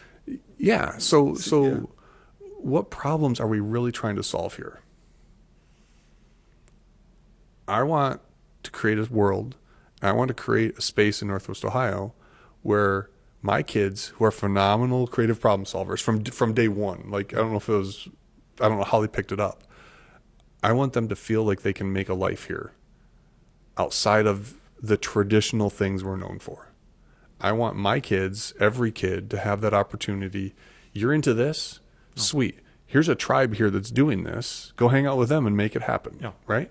Or there's maybe 3 or 4 people who are thinking this thing, aren't a tribe yet. How can we help them make a tribe?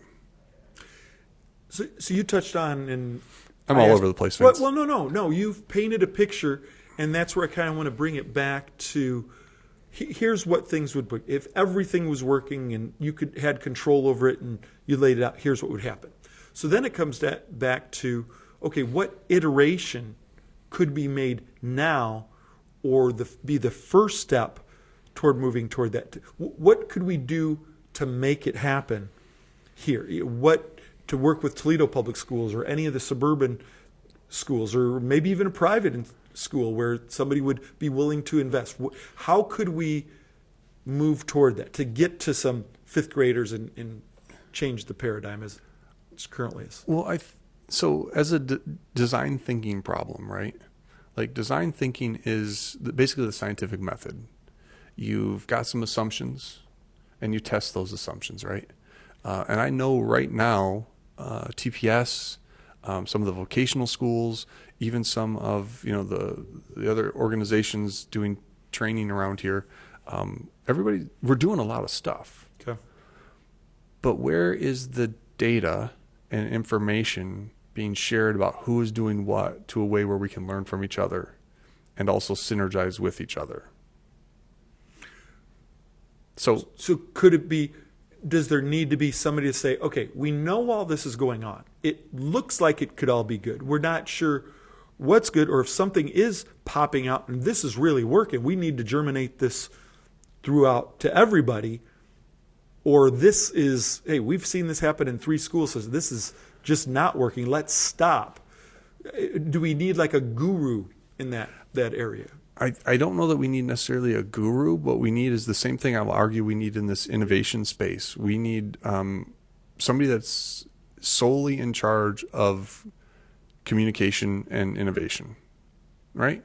Because a lot of our schools are innovating right now. Okay. So who is coordinating who's coordinating, and not necessarily even coordinating the innovation? Who is just aware of the innovation that's going on at TPS, what they're doing with some of their academies? Who is aware of what folks like Cool Cat are doing with some STEM training here at the Toledo Tech Loft? Imagination Station has stuff. The Toledo Museum of Art has stuff. I know that the advertising folks, when I interviewed Val, she talked about some stuff that they're going to be working on in the education space. Chris and I, what we're doing with education space here, right? There's all of us kind of rowing canoes, right? And I think we're all headed to a destination where we are providing more opportunity for young people to be aware of and find career paths.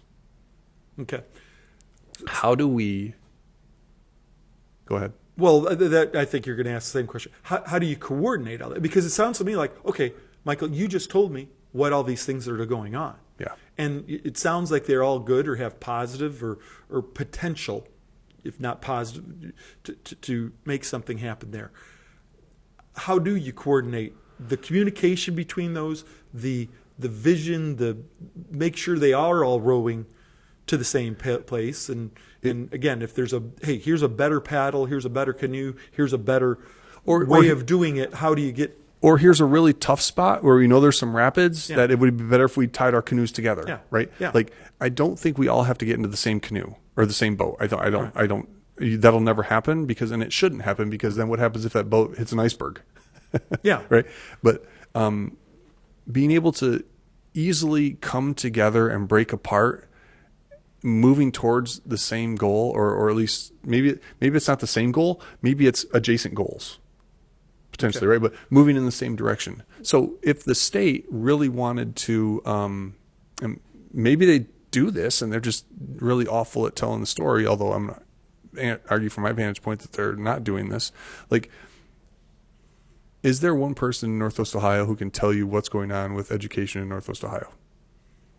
Based on what you're telling me, I would say no. So my question back to you then, should that be a governmental person? Should that be a private business person? Or should that be some sort of nonprofit that is created to be the centerpiece or overseer of all that? I don't know. Well, to me, I'll challenge you then. Because I think you've painted a picture of a problem. You have some visions of how it could be better. And right now, the only barrier to getting it better quicker is one person overseeing it, looking at everything that's going on, being able to tell that story, be able to make the story better, be able to bring people into the story, be it Or like, investors hey, or educators or this school over here is doing this. You guys are trying this. You want to do that. Why don't you have a conversation with them, right? Yeah. Just Yeah. the connective. What we're missing across the board in the world today is the connective tissue between things that makes better use of our resources. Okay. You've inspired me from the standpoint that that's what needs to happen.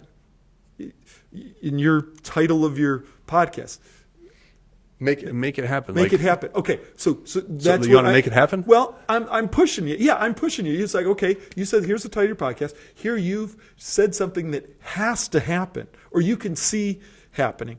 How do you make that happen? What is the next step? Who needs to be energized? Who needs to take up that mantle, or who has to be asked to take it up?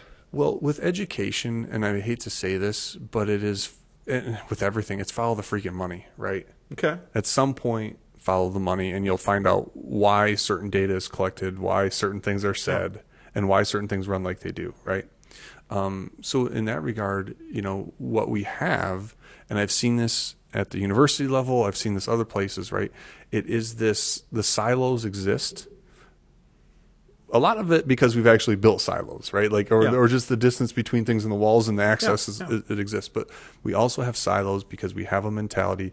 If I get something, or if they get something, or if that organization gets something, I don't get it, right?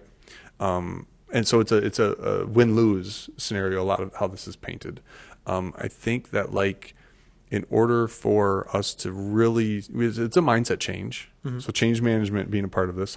How do we present what we're trying to do with regard to educating our young people, to making sure that they have the opportunity, the awareness and opportunity to go on whatever career path they want. It takes funding. Funding comes with too many freaking strings attached to it, right? And strings attached to things diminish innovation. They just do. Kind of, sort of. Because then it becomes, we're doing the thing to meet this requirement versus we're doing this thing to try to figure something out. So how we assess how successful that money is used has to be redefined. And then really, everybody is busy, right? All these people were so busy doing of the things that's why it takes an outside entity to document the things. So when I put forth the plan for I was working with a local high school. Here's an academy. Here's an after-school / co-op academy. The very first thing that we would do is we would train a group of people to become media producers. Because they will tell the story of what this thing is. Because that is the way that innovation, the slowest path for innovation to take hold is when it's invisible. So think about AI. Think about blockchain. What was the most prominent thing that we saw? It was those stupid little JPEG-y looking things. Remember the NFTs? Oh, right? okay. Because they were highly visible, right? Yeah, But that's what took off, even though it was all scammy BS-ery. At the end of the day, right? Yeah. It was visible, so it took off. So very first thing, let's train some people on the media side to tell the story of what we're doing. There's lots of transferable skills in there to every discipline. Sweet. And those don't necessarily need to be each school, and I think TPS is doing a good job of this because I know it's a problem in Northwest Ohio, with the limited amount of resources.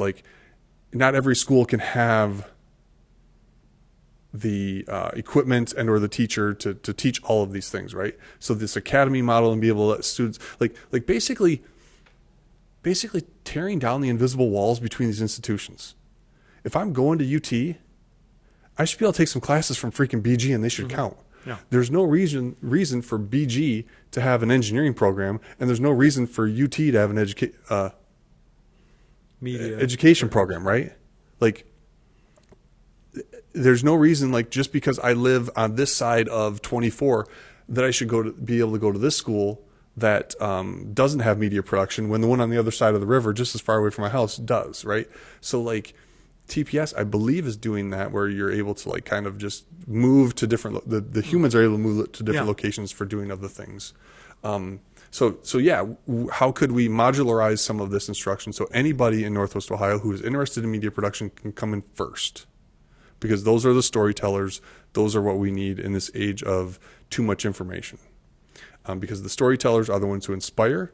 They're also the ones who make the connections and provide awareness.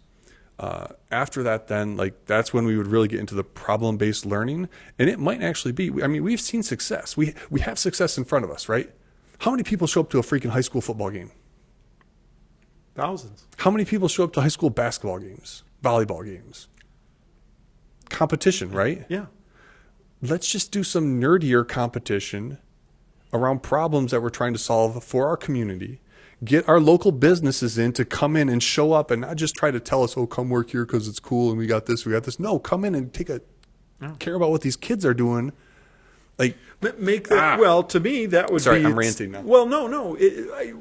That's where I've picked up some of that. Again, our relationship up to this point has probably been more through social media than actual. And that's where it's I like how you turned this podcast about interview of me, Vince. Nice job. Well, that was not the goal. But this is what inspires me. I see you as somebody that brings a lot to the table, that has ideas, that sees things, that has connections. And it's something I'm passionate about in a way, because I think I was one of those kids too, that I didn't like school. I didn't like the education system. But I look back and there were some points where I loved learning. And now I'm probably trying to cram too much in. And so I'm like, when I see somebody like you, it's like, okay, what can we do different? Here's somebody that's on the inside. You're a teacher. Now you're a parent of school-aged kids. You see everything from perspective. Plus, you have the passion for education, but you have some outside the box type experiences, outside the box ideas, and this and that. But those may be the answer. And to me, where is that linchpin? Where is that barrier breaker to go through? And again, that's why I'm sitting here trying. It's like, okay, Michael, I'd like to help. I don't know how to, because I'm not on the inside, but I'm formulating some ideas or thoughts, and it's like, let's work on that. I mean, I would love to do it. You're not going to be able to turn the whole ship around at once, right? But you got to get it to the steering wheel. Yeah, we've got, charter schools and all these other things exist, but I mean, I don't know, Vince. Well, okay, so what if, again, I'm kind of being a little bit crazy here, but what if I could find some investor to say, hey, I've got a guy that really could potentially have an impact on the educational system. But right now he's got a job, he's got kids, he's got things to do.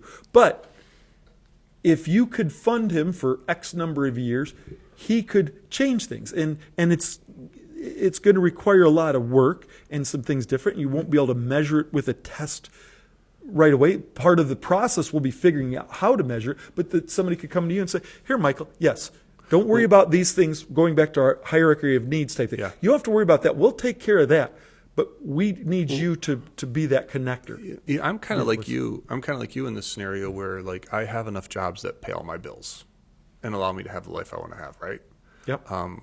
I love doing extra stuff, and I do extra stuff, but the extra stuff usually costs me money, right? Like if I run a class here or do something else, do the podcasting class, okay, maybe I'll make a couple bucks. I would just, and then it also becomes like doing stuff by yourself. It's not how you get stuff done, right? But unfortunately, for whatever reason, I've done a lot of stuff in my life by myself. I don't have necessarily the support to be able to pay people, right? If I did have, I'd have to come out of my pocket.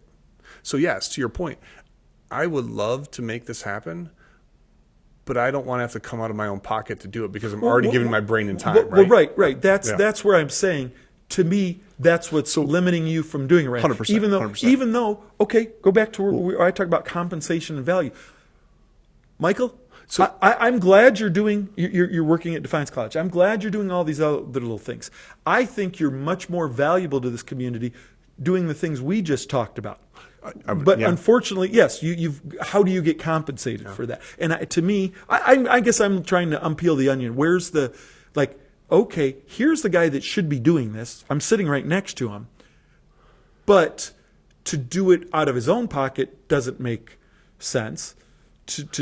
And that's what's hard, because if you look at almost all education and training, even workforce development, it's all government subsidized.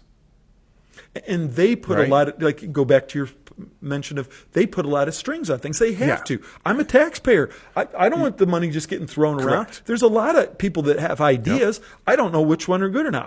I think I'm sitting next to some really good ones right now, but I don't know. And I'm not sure I want the taxpayer spending that. But somebody else that's got throwing money around on other things, I'd rather see them spend it this way. And right now, if I were to start a school, I've already got the essential skills for the future of work document that I created. That's also has a rubric to be able to, like, every project that you do, you would be tracking those professional skills, right? And they would be woven into every lesson that you do.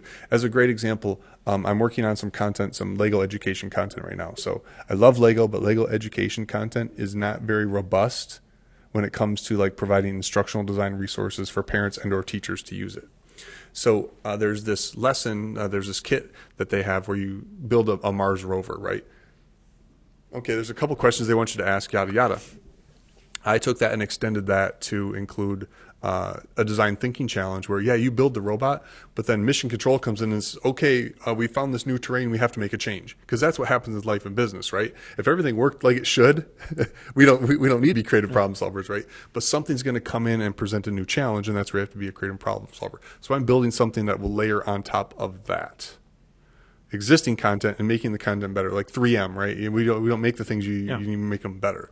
Making them more accessible. But one of the things that I did with that lesson was I used AI and said, hey, this is the lesson I'm putting forth. What of the essential skills that I have in this document could we apply here, would be easy to apply, and how do we integrate that and make it happen? So that's awesome, because I think that those skills for the future of work, I'll let you check it out. It's just, that's it.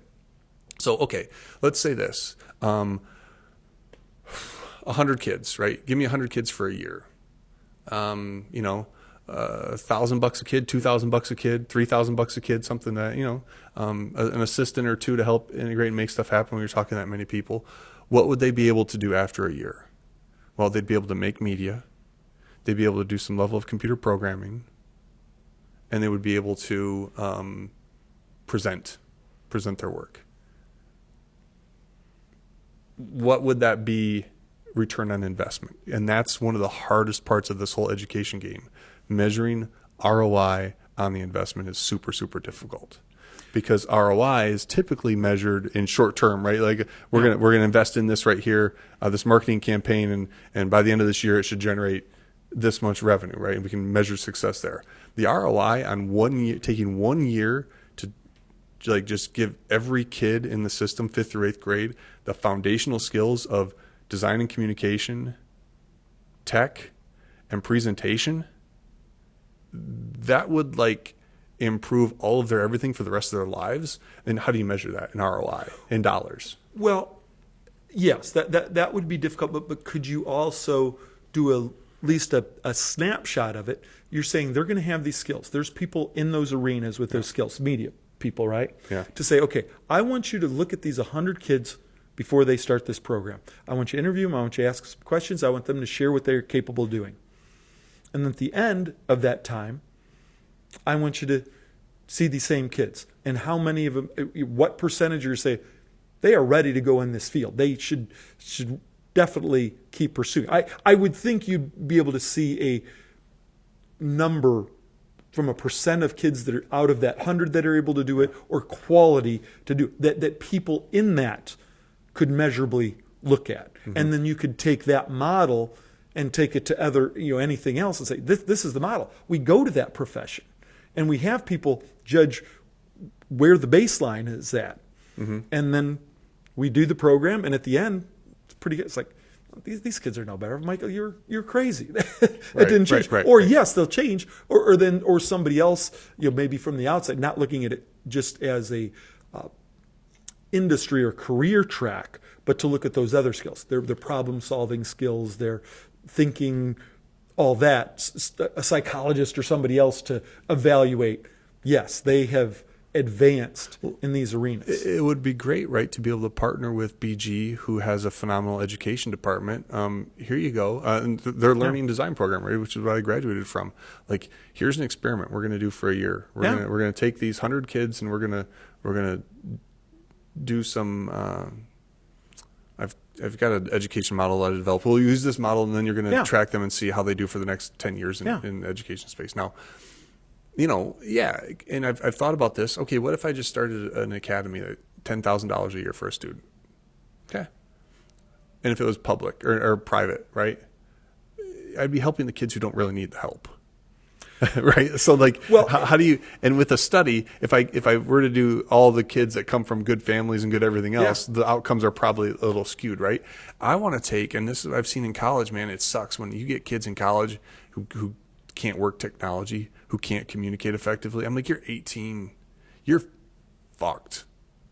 Without saying it that way, they're so screwed when it comes to the future of work, right? But where do those kids come from? They didn't come from families where parents could spend 10 grand on a class, right? Right. And the thing is those parents that could spend the money may not be the ones that want their kids doing what you're doing. Yeah, correct. Because they're afraid. No, mine's on track to be a doctor, a lawyer, an accountant, a marketing manager. It's like, why would I do this? Yeah. Why would I spend money on that? I'm spending at this prestigious high school that 98% of the kids go to college, even if they shouldn't be, and they should be pursuing something else. So, I'm passionate about learning. I'm extremely interested in education, but I'm disenchanted, with school to a degree, and this and that. How do we help people learn? And I can't remember. There was something I asked my daughter the other day. Flippity-flew. And it was fascinating that she knew it. And it must have been tech related. And I'm like, well, how'd you learn that? Did you learn that in school? She's like, no, I saw it on YouTube. And I'm just like, man. And again, I hate to, so much of what I know is not what I know. So much of what I think is just from this freaking viewport into the education space, right? From my own experience growing up, where as a kid, I got in trouble in 5th grade and beyond because I didn't give a shit about what they were trying to teach me, right? I wanted to do different things. There was no resources for me at that school to do those different things. I have the view of what my kids are going through right now, and I'm in a great school district. The school district is phenomenal. It's well funded, but I also know from going and talking to schools out in the cornfields, and from talking to students out there, there's kids who would love to do video production. Yeah. Their grade schools don't even, in their high schools, it's not even an option. Right? It just. Well, it's the exposure to stuff. If you've never, you talked about, hey, if somebody grew up in a family of doctors, there's a chance they'll become a doctor. There's likely one of your kids could be an MC someday, right? It's like why my kids are good at streaming because they saw me do it, right? Here's a personal story from my standpoint where I've learned where parents get in the way sometimes, or I've embraced, and I do try to tell parents, get out of the way. Don't let your kids jump off a cliff unless the water's deep enough and they won't hurt themselves. And it's scary still watching them do that, but do it. So my story is my oldest daughter, the one that's 30 years old now, when she was growing up as a kid, she never really interacted with the other kids, the way I did. I was very social. My wife, somewhat. She never did. She always loved talking to adults and interacting with them. And, she got the grades, and it was, she did quite well. And fortunately, she started playing volleyball and played at St. Ursula, had a great career, ends up going to the University of New Hampshire and getting a business degree. But along the way, she had a full ride scholarship. She's going, well, I kind of like history and I want to do this and that. And I'm like, Cassidy, slow the roll here. We can see the horizon and this is taken care of. Now, I can't make you do anything, but just get this degree, and take some history or whatever classes you want. So she goes and she finishes up, and she was part of a business competition that won. She actually made money with that. Nice. So she graduates. She's a Division I collegiate athlete. She had great grades in a wonderful business school at the University of New Hampshire. She had more ribbons than I could count hanging on her at graduation. It's like, great. Here's one. Go and get that job in corporate America. They'll take you up in a heartbeat. And I want to get you off the Verizon plan as soon as possible. But she goes, well, Dad, I kind of would like to, you told me to finish up this business thing, but I still have this interest. I'd like to get a master's degree. And like, okay, well, okay, look around, do whatever. She doesn't have any student loans. She doesn't have any what I call daddy debt. Like, I can't even say, well, I paid for this. You go out and get a job for you. I have no leverage. Right, okay. Right. So she goes, well, Dad, I think I found this program I want to do. I go, at the University of Nottingham. I'm going, well, where the hell is the University of Nottingham? I think I'm pretty good at knowing the schools around the country. Right. And she goes, well, Nottingham, England, Sherwood Forest, Robin Hood. It's like, what? And I was like, okay, okay. I'm just thinking, I'm still on the general history. She goes, well, okay, get your master's. What's it going to be in? It's like Viking and Anglo-Saxon studies. Okay, I understand the word Viking, and I think Anglo is English and Saxon has something to do with Germany. Okay, go just get that out of your system, and then come back and get a real job and go on. It's like, so she goes out there, she does that for a year, finishes up, and they're looking at her funny over there because kids there, like in grade school, they're on track to what they're gonna do. She goes over there, she's this American with a business major volleyball player. They're almost like laughing at her, what she's doing there. But she gets acclimated to it, and we go over and visit once. That's my first time overseas, so talk about expanding things. And she's with all these people, and we're looking at her, it's like, she's fine. My wife, we go out to dinner, and my wife's just nodding her head, and I'm trying to have polite conversation, but I don't know what these people are talking about. Right. And my wife goes to Casty, she goes, well, I know why you like it here. And she goes, well, why is that, Mom? She goes, because they're all nerds like you. And she found this. Well, so that's to finish up the master's. Well, she likes it so much, and somebody that oversees the Department of Viking Anglo-Saxon Studies and the English department at the University of Nottingham is Judith Yesh, who I've never heard of, but is basically the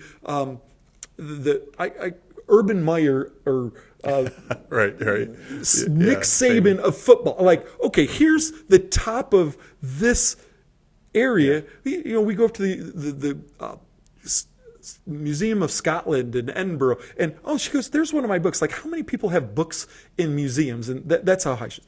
So she gets roped in. She wants to get her PhD in basically Viking studies. Right. Well, she goes ahead, has done that, has recently finished that up. She's in Tübingen, Germany right now on a fellowship, a postdoc for 1 year. And again, my hope of hopes is the 6 people that have jobs in this arena are close to retirement. But I had to get out of her way. Yeah. She's doing something. She could have done a lot of things and made money and taken care of herself. But she's going down a path, and now she knows she's not going to live a lifestyle some other people have, but it doesn't matter. She found what she was interested in, but I almost got in the way. And that's where I tell parents, it's like, look at your kids, and if they show an interest in video production or some esoteric field that like, so, because with kids, getting them to give a rip about things is tough, at least what I'm finding right now, right? And usually when they find their thing that they care about, everything else becomes easier because it just does, right? So like, if video game design, right, is one. Kids want to be video game designers. How many video game design jobs are there? I don't know. Does it pay well? I don't know. Like, does it matter? Does it even matter? Yeah. No. Because, and it's so funny because, like, how many times you hear from people talking about college, well, I'm not working in the degree that I have, blah, blah, blah, but whatever was this big, huge sorting mechanism that proved I could actually, pay attention for a while. Okay, great. So you went to college and spent $40, $50, $60, $100,000 to get a degree in something that you're not even using right now. But you're not okay with your kids learning how to design video games because there might not be a forever career in it for them. But I think some of those people don't necessarily know what goes into video game design, right? Like the amount of planning and art and thinking and design and communication and project management and information architecture that transcends almost all industries right now is wrapped up there in something some kids care about. Yeah. So let's start meeting them where they are. It's like there's been times when, and you might have done this as a dad, if your wife ever trusted you alone with the kids and had to feed them, right? Sometimes you just feed them freaking ice cream before their vegetables, or sometimes you just give them ice cream because that's. Or my wife would come home and said, "Did you feed the kids?" And it was like, well, no. So what do you mean? Like, they didn't make a big enough issue about it. So why would I create work for myself when it wasn't an issue with them? But if we can, find where they're at, and again, that's why I think that 5th or 8th grade is the sweet spot. Even there's up above, right? But up above it gets a little messy because hormones and all the other dumb stuff gets in the way. But and just let them do what they want to do. Let them do what they want to do, and a good / great teacher will find a way to make it a teachable moment. Yep. And that's the freaking bottom line when it comes to all education. Education has been looking for a silver bullet forever.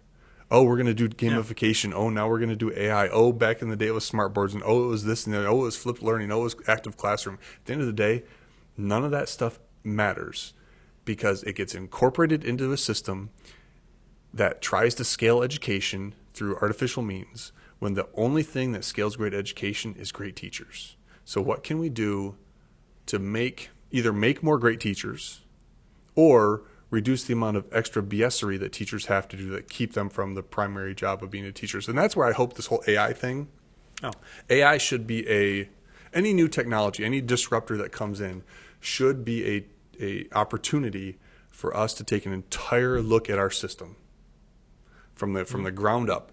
Education has been for decades layering stuff on top of stuff. Like they don't even know what they can pull apart yet because they don't know how everything is truly connected, right?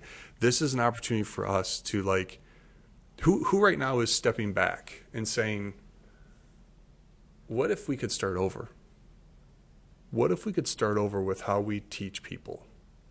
Not how can we fit AI into what we're doing already, but no, with an empty green field, and that's what I love about Northwest Ohio. Green fields everywhere.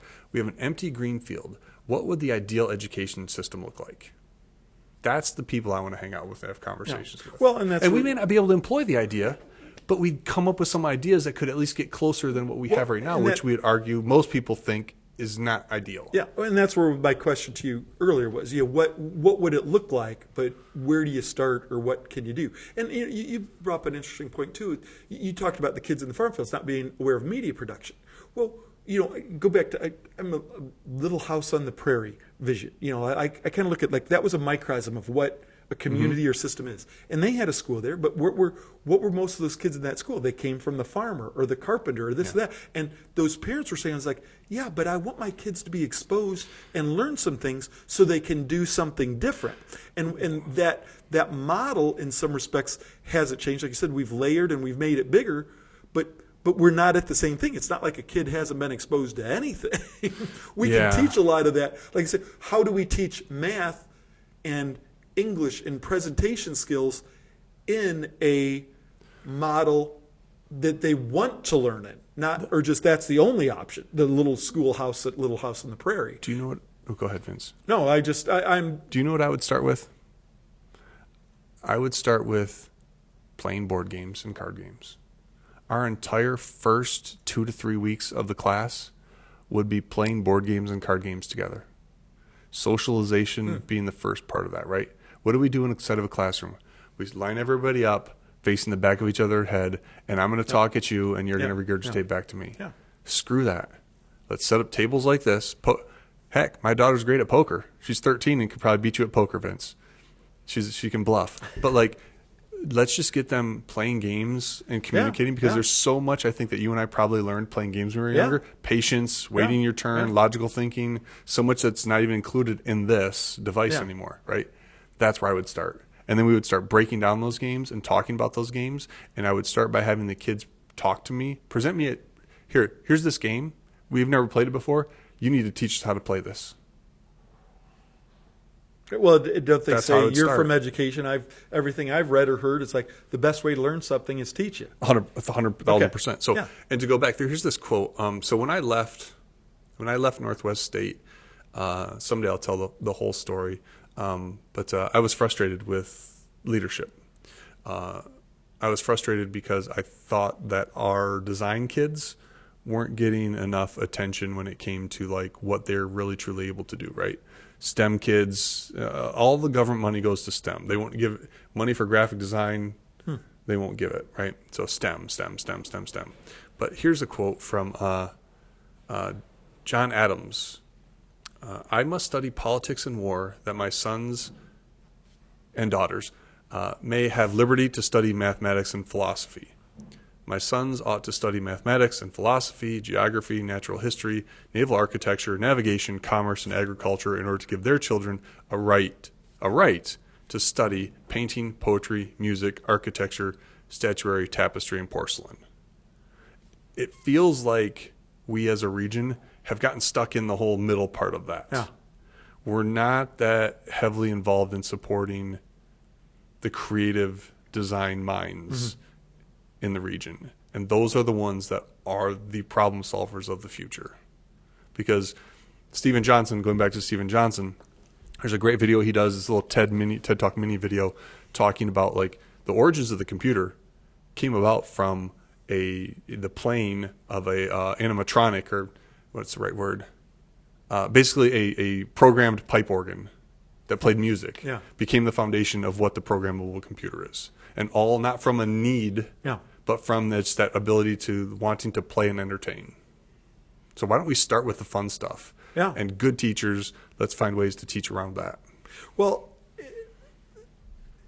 and you talk about design. I recently watched the movie or the Netflix series Senna, and What is it? Senna, Ayrton Senna, the okay. Formula One driver, and it showed his progression. He was killed in a horrible accident at the end, but he it spoilers. Showed, well, it's if you know who Ayrton Senna is, you would already know that. But it's the but they had a reel after that showing how it was made. And it was phenomenal. It's like, we went to this one racetrack, but we made it look like 8 international racetracks, and it was all CG and computers. And how did we? Basically, they just shared like, we solved this problem doing this, and it was just amazing to me. But that's how do we get certain places, and those applications will carry over. How do we solve problems? If we can teach kids how to solve problems, eventually we have less problems. Is that fair to say? Or there'll be different problems. Correct. We solved all this.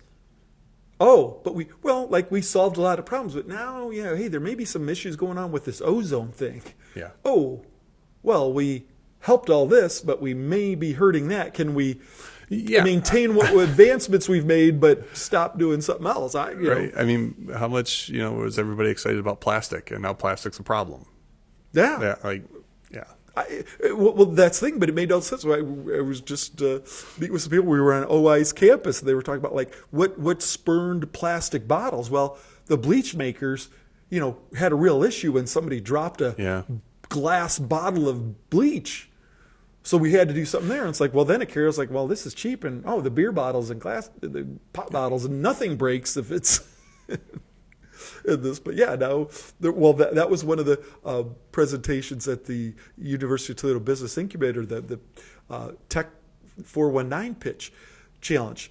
This guy's, we think we recycle everything. Well, polypropylene plastic is not recyclable. So all that goody two-shoe stuff you think you're recycling, all this plastic is just going to the landfill, and it's just like, what? I'm excited to talk to Kyle Sword. I want to know, is anybody working on like a flexible glass? Right. So we've got like these screens that can bend now, right? Yeah.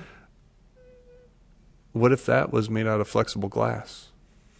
Well, it would be a boon for OI because they're downsizing and getting rid of things. They said one of the guys that the room we were in for that competition, Tom Brady, he spun off from OI, said we don't want to be in the plastic bottle business. Yeah. Well, that may have not been the the best businesses. So yes, they should be very motivated. It's like, hey, we know glass inside now. How do we? And I think that's where we can leverage our kids and the education system is we have, Innovator's Dilemma. Have you read that? No. Worth reading. Innovator's Dilemma, right? Like all of these businesses, they have a responsibility to their employees, to their shareholders to make money. And their core business is designed around making money in the way that they found to make money. Innovation doesn't play. If innovation is forced to play by those rules, you'll never innovate. Oh. Very unlikely that you'll innovate, right? So it needs to be almost this external thing from the company when it comes to innovation R&D, especially in like your mid-sized companies, right? Somehow, some way, it has to be able to play differently. So what's the best way for it to play differently? Take it completely out of this silo. Yeah. Go throw it over to our kids. Hey, kids, you know what? Yeah. Here's this idea, this thing. Build a couple presentations, fail miserably. Maybe you'll make something cool. You probably don't come up with a solution, but you're going to present it back to this team over here from this business. And maybe something that you show and talk about makes them think differently about some of their stuff and leads, it's innovation is not waiting for the apple to fall from the tree and hit you in the head. It's doing things and talking about things and thinking about things and looking at things from different perspectives. And our kids, they see things from a completely different perspective. So that's the solution, getting that figured out too. Would you say that, again, from your perspective as an educator and as a parent, that where a 13-year-old is at now is much different than where a 13-year-old was at my age, that they are smarter in many ways. They've been exposed to so much more by the time they're 13, for better, for worse in some respects, but they've been exposed so much that they still have those idea generations and they're seeing outside, but they have a greater foundation than I would have had at 13 years old to provide input on something. I don't know, Vince. I don't know. That's a good question. I don't know how we test that. Well, I guess I just look at that they've seen and heard so much outside of the typical education system. Right. Or like, okay, my screen was a TV, and there was certain things on it, certain times on, very limited. So that was my conduit there.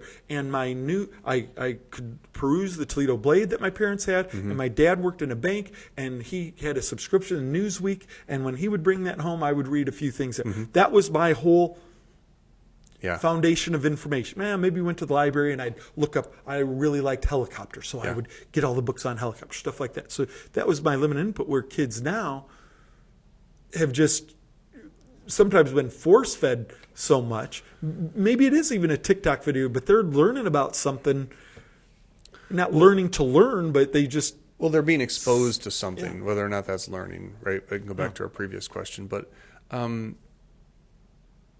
I don't know, Vince. No. They've been exposed to more. I think that's fair to say.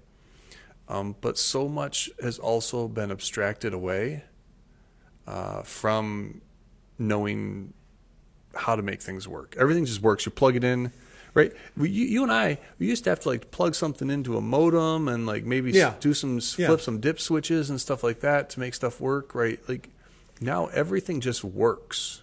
Yes, but have we created some things that have problems in it? Let's go back to the video games. I don't know how to play them, and I when I did play them for a few minutes, I got frustrated because the challenges were too hard. I didn't want to solve the problem because I didn't see any value in it. But there's some other kids saying, "Hey, this video game, to keep you on it, I got to create problem. I got to show you're going to get shot at if you do this, or here's a better way to shoot at this, or to get points, or to protect yourself." So, in a sense, their problem solving isn't the same as you or I. Mine may have been growing up. But they might have been given more problem-solving opportunities. Okay. And so if you're sitting in a room and saying, hey, I want you guys to be innovative, not only do they have the youth, part of that innocence of youth and the problem-solving, they're not worried about like the engineer at OI. I got to worry about something because I want to keep my job or whatever. They're like, well, I don't have any constraints on my, but I've done a lot of problem solving, and I know how to look around that corner or to utilize this tool or to optimize. Well, and I guess that goes to where I think I've found my gold as a teacher is I care about the stuff that kids care about, at least a little bit, to go check it out, right? So like, in order for me as a teacher to be able to make a connection with what's going on in Minecraft, I'm a huge Minecraft player right now, and you can meet a lot of kids there. I would be able to, like this whole transfer model. Oh, here's this problem here. Remember in Minecraft when we had to solve a similar problem? Yeah. Because I think that one of the things that we see kids not being able to do, and I see this in the college, is they can't take something they learn in one class and transfer it over to another. We're not being very good about them being able to take and transfer between classes. One, because everything's our silos have silos. Yeah. Right? That's what I was just thinking. So like, too. You're in this math thing. Here's your reading, and here's your science. And again, I think that's where, going back to what would you do? I'm going to swear, fuck math class, fuck language arts, fuck social studies, fuck it all. Just do something and bring that stuff in when they need it. And good teachers find ways to make sure we're going to have to bring this in here. But like, you're not going to math class because that too much separates out that math class is its own distinct little subject that you do for the sake of itself and not useful for anything else.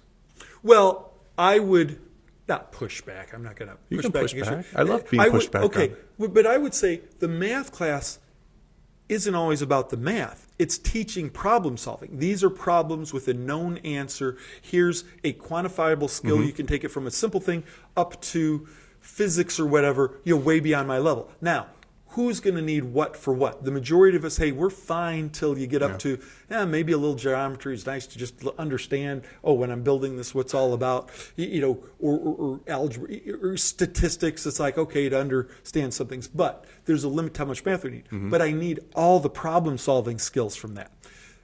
The language arts or the right. It's like, do I need that? Am I going to write a book or do I need to do? But no, I need to know how to communicate and utilize the language and make inferences. So I think that's my pushback is I think those all have their place. I think you're just saying there's a different way of getting the benefits of all those subjects in a different way because we have technology and resources we didn't have before. We couldn't do it, so we had to do it back in the little house on the prairie way. We're going to teach math because all I have is a chalkboard. This chalk is a resource and maybe a little primer that you're going to use for 8 years. Well, the resources were limited, And I would probably argue that, like, if we're talking little house on the prairie days, like if I'm teaching math, I know if I'm a teacher in those days, I know a lot of the kids are probably out there in the fields. Yeah. I probably make my problems about stuff that they're dealing with in the fields. Yeah. Maybe. Unless they hate the fields, then I might have to try to figure out something else. But again, it goes back to, I truly think that if you look at adult learners from the time we're born, right, into the time when we're employed and asked to solve problems or do things in the workforce, it's like we learn things in order to be able to do something. A means to an end, right? Let's present an end that we're designing towards, a project, something that the kids care about, and then finding ways to weave in the instruction around there so the instruction becomes something. I don't give a shit about 2 + 2. Yeah. Okay, but do you care about how we make this motor turn so we can get this vehicle over this bridge to the other side so that we can score more points than those guys? Yeah. Yeah. Make learning a means to an end because that's how we are born to learn, and that's what we're expected to do, I think. Well, and I think you also elucidated earlier that making it means to that projected end, we can make that path through. But even those means will help you if you decide that's not the end I wanted to be at. Yeah. Like, but I understand problem solving and communication skills and presentation. I can pivot with little cost or not a sunk cost. I got my degree in this. I have to be an accountant. I don't like accounting. Yeah, but it pays well.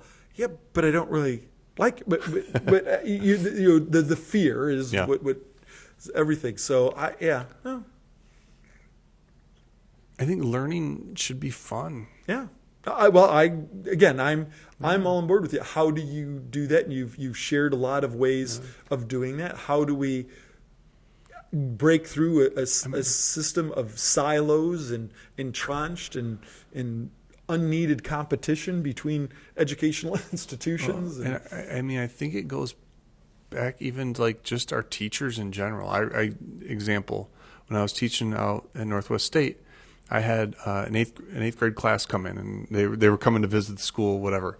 And then like before they got there, they were all had to take this assessment test, and it filed them into like 4 categories, like business, engineering, teaching, or something else. I'm like, those are there's many more categories for careers and kids and things to get into than those, but they automatically at 8th grade, right? The great sorting mechanism tries to sort them, right? Yeah. Are there better names for those buckets, right? Yeah, it might be business, but it's more than that, right? Yeah. Like, well, business is kind of a misnomer. Well, what? Yeah, there's accounting in there. yeah. And okay, that takes care of some of the numbers, but there's marketing, that's the promotion and the outreach, and then there's sales, which people think is marketing. It's like, no, that's a little different. That is more of the one-on-one. That's making an action. Well, there's the management of those different departments and different things, and that's a people skill. It's like, business is, and then within that business, a part of the marketing department is somebody that creates the graphics and the copyright, which maybe is more English. Yeah, it's everything, but we generalize it too much. It feels like, and again, that's I think where it goes back to where AI might be able to help, right? It takes so much time to create these certain things. It's much easier to just deal with. You go to Baskin Robbins and order ice cream. How long does it take people to order ice cream? Forever, because they got 31 options, right? If you say chocolate or vanilla, you're usually done like that, right? So I think it's just one of the functions of assessment. In all honesty, it's easier to assess when we only have a few options. But I did that. I had students come in and sit in my classroom, round table, right, or tables in a circle, so everybody's looking at each other. And and the teachers, because they came with their teachers, were at the back of the room. So kids were all looking at me, teachers behind them. I could see the teachers. I start talking to the kids about the video games that they play and what they watch on Netflix. And I got dirty looks from the teachers. And I smile because I like dirty looks. Like I'm like, when I'm pissing people off, it usually means I'm doing something that's worthwhile. But I turned that into the lesson, talking about how like Netflix made House of Cards because of data that they got. Somehow, some way, they figured out their viewers would watch a political show that starred Kevin Spacey, right? But I could now, because I knew kind of where the kids were, and they obviously didn't watch House of Cards, but like but I like, what do you like? What are you into? I can be better as a teacher because I can make metaphors and remember in this movie, remember in Miraculous when Cat Noir did this because my kids watch that stuff. Or, in Minecraft when you're doing this, it's just like that. You have better, more relatable metaphors to explain things, which is what we need in learning, is more metaphors at the level of the people who are trying to learn this stuff. But like the fact that I got dirty looks from teachers when I was just talking about fun stuff, just like that, to me, that said a lot about like the system. And I would say, it's the system, because maybe I'm too much of a optimist or whatever. I'd like to think teachers truly care about this. 100%. Just like you, and they're just educators, beat up. right? And They're they're beat like Michael, please don't do that. I mean, I've got the state test coming up, or I've got to hit these parameters, and these kids are behind that. Hey, you know what you're doing, Michael? You're making these kids think. I don't really. I'd appreciate if you didn't do that, because I don't want them to think. I just want them to know. I want them to know this curriculum, this material, and everything's good. And you've just painted a picture, and we're looking at everything. No, it's not good. Yeah. It's because people can know a lot, and a lot of people are slotted in the wrong things. I remember when I was teaching at, again, a lot of time at Northwest State, and I don't want to always talk about them, but I will. I had a conversation with somebody on the administrative side, and she was like, yeah, I'm doing this job over here, but I really want to be over there. I'm like, well, why don't you talk to anybody? Yeah. But no, that like people just get so like, I'm going to do this. And it's like, I have been able to, I'm as air quotes successful as I am right now because I've been able to like do multiple things. Yeah. And why can I do multiple things? Because I'm not afraid of looking like a jackass, and because I can learn anything. Yeah. Like, because I know how to learn, and I have the confidence because I've failed so many times Yeah. that I know I can fail in front of you. Yeah. You may laugh at me, but I'm going to get up the next day and who cares? Yeah. Who's Vince? Yeah. Who's Vince?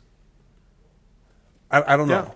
Yeah. And Yeah. I'm not saying No. that we need more me, because I think that might be a Well, recipe for disaster. well, but like, but we need more people following the path you did. The key word you used there was confidence. And what is confidence? To me, that's just overcoming fear or accepting that you'll Yeah. be fearful, that I'm going to be scared. This isn't easy. I am uncomfortable. You mentioned somebody that's in a job they shouldn't be. There's Sarah Best, is local person here, and she has this assessment where people take these tests. You know, there's Myers-Briggs and things Yeah. like that. But this is one to say, here, you've got this employee and they're underperforming and you're upset with them. But that's because they're doing the wrong job. Yeah. They should be over here. But they said, well, I took this for whatever reason. I'm not going to give it. Nobody else I took is an gonna give it. assessment in 8th grade. They told me I should be a school counselor, right? Like they were defined too early on, right? Like, what has our conversation been about? You've basically shared on a general level how you would counsel children to optimize being the best student they could be. So they were right. That assessment was right. They didn't tell me I was going to be that. Well, then you just blew up my brilliant observation I just shared with you We'll here. edit it. We'll fix it Okay. in post. Oh, jeez, Mike. Well, so I'm trying to get deep here, and you're no. I had a student as an advisor, came in, had to take an art class. I don't want to take art. I'm not good at art. And I was like, that's why you fucking take the class, man. All right. Like it's just like, Well, or the question is, what is art to you? What do you think you're not good at? Art. Well, okay, no, take it a step further. Well, I can't draw a picture as good as so and so. Well, are you? Why do you feel you have to? But I think too that's where and we really screw kids up by equating artistic ability with creativity. Boom. That's something I can't, because I used to be judgmental of that. It's like, oh, I can't paint like that person. I can't make music like that person. I'm not artistic. Yeah. But then I thought, well, I'm not creative. Well, my creativity is more with words. Yeah. I like to, hey, I'm on Facebook. I'll type up a paragraph where somebody else will say happy birthday. I've come up with a creative thing I share every year. Being an MC or being in front of people with a live microphone. It's like, oh, I get a chance. And again, I'll bomb sometimes. But it's okay. That's my creativity. That's my art form.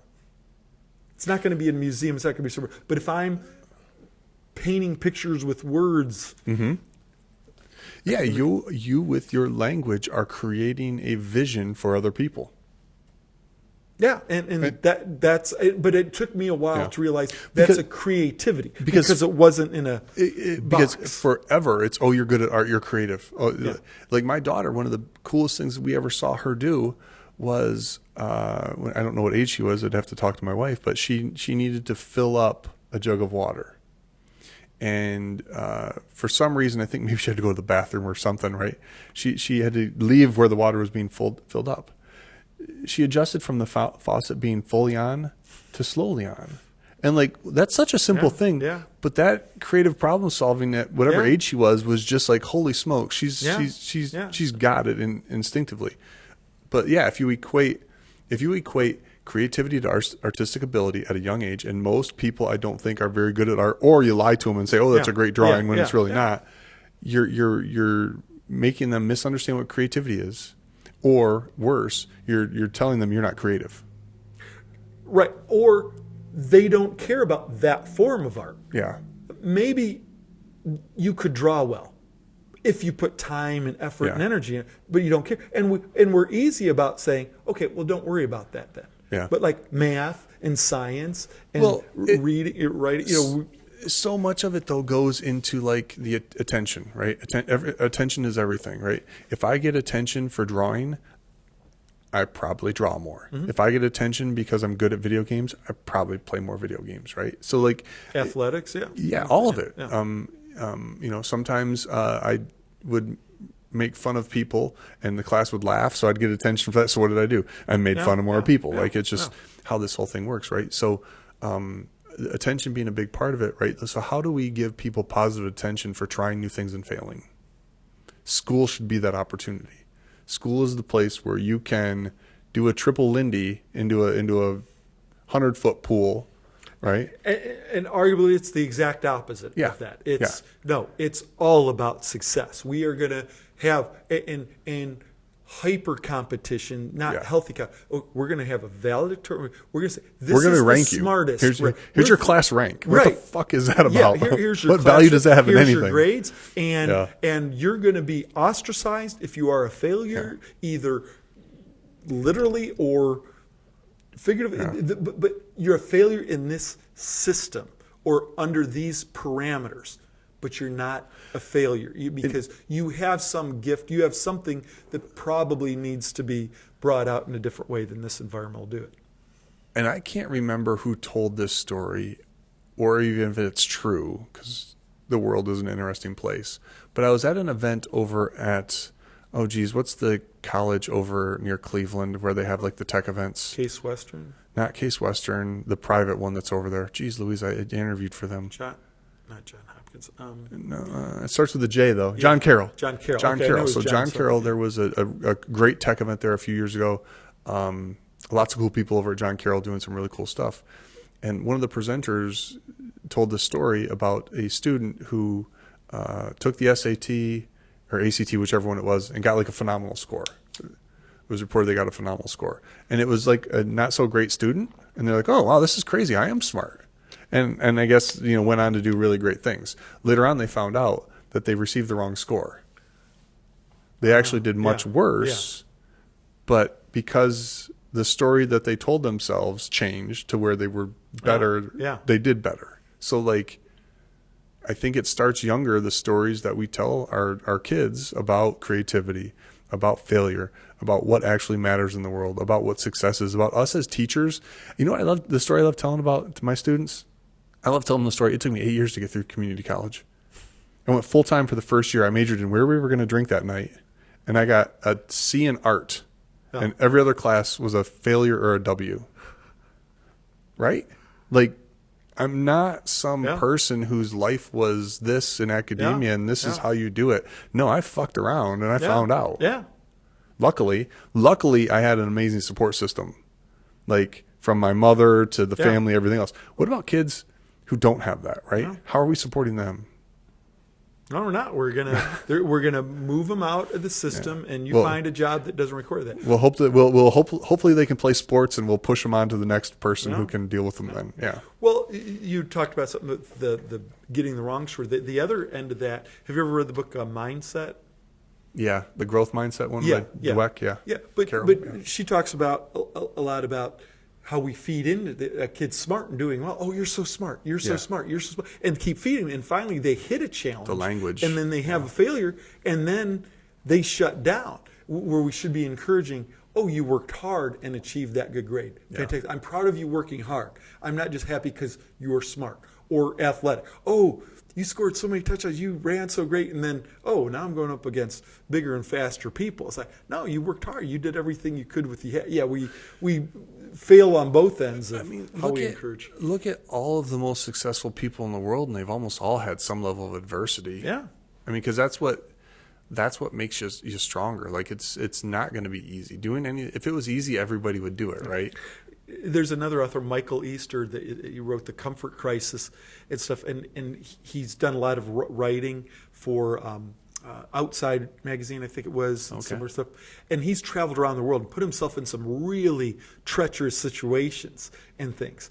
And he goes, hey, no problem, no story. If everything goes smoothly, there's nothing to write about. Nobody cares about that. You haven't learned anything, and you have nothing to share. And I think that's the same thing with the failures. It's like, you don't learn something. So what? If it was easy, it'd already been invented or innovated. There is a movie, like my ice cubes. There's a movie called Dolomite. Are you familiar with Dolomite? Dolomite was a comedian, African-American comedian. They asked me, I was going to run for president. They asked me, how do I stand on marijuana? High, very high. They asked me, how do you stand on prostitution? I don't stand on it. I lay on it. Just like that type of comedy, right? From back in the day. Hilarious, right? Yeah. and Eddie Murphy starred in the movie of his story. And I watched the movie, and like, you know how most movies, they've got like, okay, the character builds and then they run into this big, huge challenge, and then they have to go through the adversity and become better on the other side for it. It doesn't have that. It's all like everything works out for this dude. And it's the most non-memorable movie I've ever watched because there isn't that failure, that challenge, that overcoming of adversity built into the story. And I might have to cut out that part about the prostitution and the weed. I was quoting. Dolomite. Well, you said you were part investor in one or involved with one. No, I was not an investor. I wanted to be, but my that's another story. But no, the cannabis industry is pretty phenomenal. Pretty phenomenal. Yeah. And I got mixed emotions on that one because I just read something. Well, you're Catholic. You're not allowed to like weed. Well, no, that's you can only like alcohol, Vince. Well, that church wine, that was my first exposure to it, before it was blessed, Well, it's just like everything else you brought up earlier. Like, there's good and bad. Yeah. You open this door, something else is going to sneak in with the cat, right? It's just, that's the legalization of marijuana. They're saying, hey, okay, we probably over-criminalized it for so long, but now that it's so available, is it really good? Now we're seeing some aftershocks of that. When there's this friction to something that may not necessarily be great for us, that, okay, it's always going to upset a few people. Or gambling, that's the one they see that's really big right now. It's like, it used to ruin some families because somebody was betting, but they had to find a bookie and they had to do this and that. Now, hey, you can pick up your phone and you could be out of a lot of money and not affect just it's not like it's just affecting you, it's affecting the people around you and the community and everything. So that's where but then you have the conversation around personal responsibility, right? Well, why are you should be the one that's taking care of that and not dealing with it yourself. But like, if you put it in front of me, like they're big, huge conversations. Well, when we should all be personally responsible. There's no question, but we're humans, and rationality is not something we're really good at. And then when you have corporations with the best and the brightest and the smartest figuring out, how do I get you, hey, you want to do that other $10 bet. Oh, you won. Don't you want to make a $100 bet? You're really good at this. The worst thing you can do is win first-time gambling. Yeah. The absolute worst thing you could do. But heck, they give you money. Well, you can't lose. Mike, you want to sign up for this? Yeah. We'll give you $150 to bet. It's not even my money. That's where I'm still being open-minded to everything. It's like, okay, we shouldn't have restrictions and regulations on everything, and people should be able to do what they want, but what are the consequences of people being able to do what they want? And especially if you're not spending time to educate them and train them on what's actually happening underneath the hood. Well, that right. You touched on that earlier, and I think that is the issue. It's just like anything. What's under the hood? What's like, I got to eat every day. I'm hungry, and nobody questions about it. It's like, yeah, but you can have 10,000 calories delivered to your freaking front door now with just getting on an app. Yeah. And it's not 10,000 calories of vegetables and fruits probably. Yeah. And clean protein. So it's whatever has the biggest profit margin for the company that can afford the ads. To put it in front of your face. Somebody's going to try to put somebody else out. Amazon's like, oh my God, this is the most convenient thing in the world. It's like, but we're spending more money on buying more stuff because. I can't believe I thought this would happen 20 years ago. I saw for the first time watching something on Amazon the other day, and I can't remember what it was, where it said, press OK if you want to add this into your cart. Like watching Amazon on my TV. I'm surprised it took that long. I thought when the internet and TV hit the very first thing I thought was I'd be able to watch a soap opera, see what somebody is wearing, and be like, I want that outfit. And but it's here. Like at some point you're going to wake up, and from what you watched yesterday, there's going to be products in your Amazon shopping cart. You're not even going to have to click the button because everything that we're seeing, think about everything that we're seeing, it's reducing the friction in a transaction.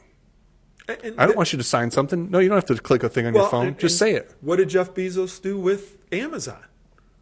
People have been buying books since Gutenberg had the printing press, right? Yeah. And Barnes & Noble seemed to do a really good job of making that go across the country. Why didn't they say, people don't actually have to come to the store to get the book. We should set up something. They didn't do it. This guy said, I got an idea. And then, like I said, then it's everything. Now he said, oh, I'll buy a streaming service. Why the hell is Amazon doing a streaming service? Because he or somebody there said, well, because it's eyeballs. Yeah. And if I want to buy the eyeballs. Yeah. And if it costs me $10 billion to start up a streaming service for the eyeballs, then I've got $100 billion worth of sales by putting that ad up there that somebody clicks a button like you just said, and it comes to their house. If I've got a good brand and I've got people looking at me, I can sell them anything. Within reason. Eventually that could go away if I sell them some bullshit. Arguably, But you don't need a good brand even to do that. Well, I shouldn't say a good brand, a visible brand, a memorable brand, a brand that people think about, right? Something that people feels will, again, address a problem they have. Yeah. Or, and most things are, there's a cost issue. So was it Temu or Temu? I still don't even know how to pronounce it. It's like, oh, they got some cheap stuff. It's like, well, I'll just buy those. I don't really have that problem, but it's so cheap. Yeah. I need an 8 set of headphones or some stupid shoes because it's so cheap. I'll just get it. That's a good value. That's a good deal. Yeah. That's a good deal. Yeah. Which is interesting. So as a salesperson, I've had conversations with some car salesman friends. I don't know if you want to be associated with car salesmen. But I asked I'd buy a used car and I'd ask not from my friend, but I'd ask my friend, did I get a good deal on this? And you know what he asked and what he told me? Do you think you got a good deal? Because that's all that matters. Yeah. Well, I learned that in a different place. I was down in Cabo Wabo in Mexico. And, you go to these little street markets, and there's all these people selling. It's like, oh, this is authentically made. It's like, well, yeah, but I walked around, like 12 people got it, and it says made in China. You told me a story. Well, they tell you a story. It's like, and it's like, so you can dicker with them and say, oh, I'll give you this much. And you get your price. And somebody told me, it's like, Vince, kind of same thing. If you feel it was worth what you paid for it, it was. Yeah. Now, maybe you gave them a 300% profit margin, or maybe they only made 10 cents. And do you feel really good about that they're trying to feed a family and you just showed them money? So yeah, it's, again, just like compensating people, it's getting things. What's the value? And some people are willing to like, hey, because I don't know if team is like, they're just trying to get into people's phones because they're going to overtake America someday. I just wish it was easier for us to shop locally and do things locally, but I don't know. Because that's when I think we're still in the phase where it's so simple and so easy and I can get everything I want. But what's the one thing that Amazon will never do? It will never give me that experience. Yeah, correct. And so a good proprietor of a small business has to give me some experience that I am willing to pay a premium for. Well, I don't know. Is that the customer service? Is that the ambiance of the store? Is that some product that I need to touch? Well, we already have the best example of that we've had for hundreds of years. It's the bar. Yeah. You spend 2, 3, 4 times more on a drink at a bar than you do at going to the store and going home. Why? Because everybody knows your name, right? Yeah. I want the experience. There's a sense of community there. There's the sense of where I'm not at. If my home life isn't good or I'm not entertained there, I want an escape, and you can go there. So but bars have had iterations through the years. There's not as many corner bars now, but is that an unfortunate byproduct of like, well, there's not as many people aren't part of that community, or are they just going to a different community bar? They all work down here. It's so funny. Like my hometown, I used to go to the bar every day, right? Because that's just what I did, and the same people all day, every day. And then when I left and kind of came back a few years later, none of those same people were there. So like somehow I even think some bars are evolving from that place of where people kind of got together as family into less of that. I don't know. Well, there wasn't as much to do. Yeah. Back then either. Right. Like what do you do? Like Michael, how many you sporting events and different events do you have to go to? extracurricular activities with your kids, or I'm so fortunate, dude. They're not doing any sports. okay, well but you do a lot down here. You have activities that weren't available to our parents. That you Toledo Tech Loft, and to come down and host these game nights or challenges or whatever. There's so much more for us to do, which I think is healthier in a way that is sitting at a bar as much as there may be community, but you were watching one TV. There was shared interest. That Detroit Tigers game is on. What else is on? Nothing. Yeah. I can go at home and watch ESPN and watch 87 different sports. Well, now you go into some bars and they've got 87 TVs. But I think you're right, though. It is going to go back to, eventually, it's going to go back to community, right? Because I think we could have robots deliver our food, make our beds, everything else, satisfy us in every way possible, right? But can they satisfy us socially, emotionally, maybe not even spiritually, might not be the right word, but like, can they satisfy us at our core of what it means to be human? Right. And you asked that question on LinkedIn the other day, and that was kind of the response I gave to you. It's like, is it going to take jobs away? AI, is it going to change the world? This and that. But to me, the only thing I bring to this world is me. The only thing you bring is you. And that inherently human thing, we need those human connections, one-on-one, in a group, in a community. We lived through it. There was the greatest social experiment ever, with COVID and getting online. I should have been the happiest guy in the world. I worked for Pfizer at the time. I was making pretty good money. We were supposed to reach out to doctors' offices and try to interact with them. Like, who's the last people in the world that want to talk to the Cologuard rep? The only people that are working full time and having to deal with it. So it was just I'm in this beautiful home. I've got my paddleboard out back. I can read. I can do stuff. But I still feel an obligation to work, and I'm doing what I can. But I was going nuts. I literally called a friend that's a social worker and said, I think you got to diagnose me with something. It's just like, no, Vince, you're not in your environment. You need other people. And I think the majority of us do. Even the people say, well, I don't like to be around people. Like, you show me that there aren't at least a few people in your life. And you need that human interaction. And I don't foresee that going away. And it'll be interesting to see how, I think what we have seen happen throughout history is the pendulum always swings too far. And then swings back. Right.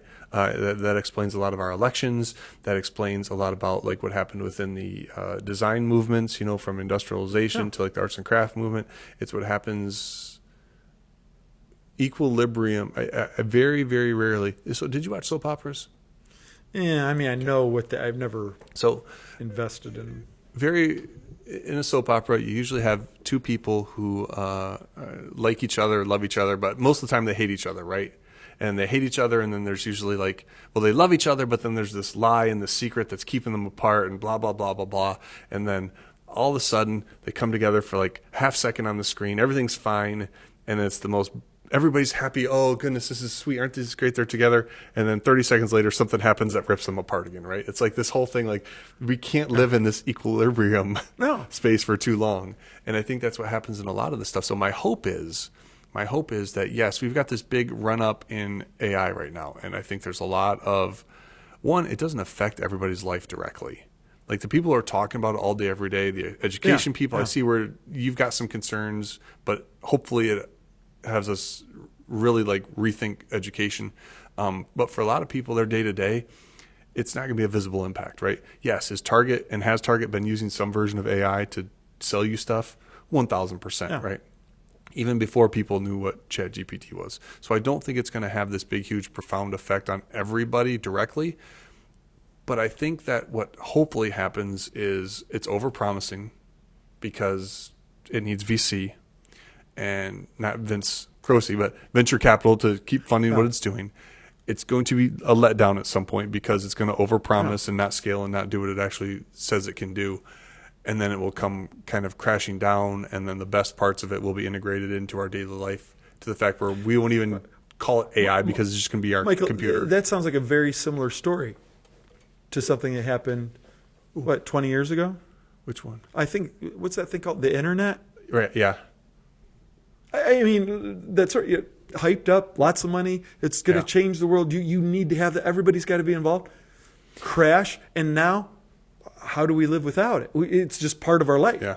Internet. I don't think about it. I don't think about the next, what .com company is going to start. No, what service isn't being taken care of yet and won't be. And like I said, the same thing with AI. Oh, I got to, it's everybody's, you got to integrate it right now. It's like, no, what problem are you trying to solve? Yeah. And can this really do it? And what's the most economical way to do it? That's why every single business right now should use this as an opportunity to truly understand their information and systems architecture to figure out how AI can potentially weave in. Not just bringing AI to because you're going to bring in AI, but like it's. Go ahead. Well, I had a great discussion with Tom Bush early this week, and we're just trying to solve problems. Yeah. And so if a company doesn't know, or an institution, if education isn't willing to say their problem, then how is this solution going to help you? You maybe create another problem, or you spent money on something that's not really a solution. So what does the internet do? It's a conduit for information and resources. It doesn't do anything that's not been done for hundreds, if not thousands of years. You. So like, what do you do on the internet? I buy shit. I read the news. I watch some porn. Sorry. No comment. Had to throw that one in there, right? I share pictures. I communicate with my friends. There's nothing new there. No, I did all those things back in the 80s at Central Catholic High School. It was just somewhat harder to make it happen, right? It was friction-full. Yes. And the internet made things frictionless, or reduced friction in the last place. And what will AI do? It will make whatever frictions we're experiencing with the internet. I've got to Google stuff, and instead of going to the library and go in the little cards and get 18 different books, I have to open up 18 different websites. Well, the AI, we'll go to those websites for you, and we'll compile it all right here, and you've got it. Oh, because it's the same stuff that was in the books libraries years ago? Yeah.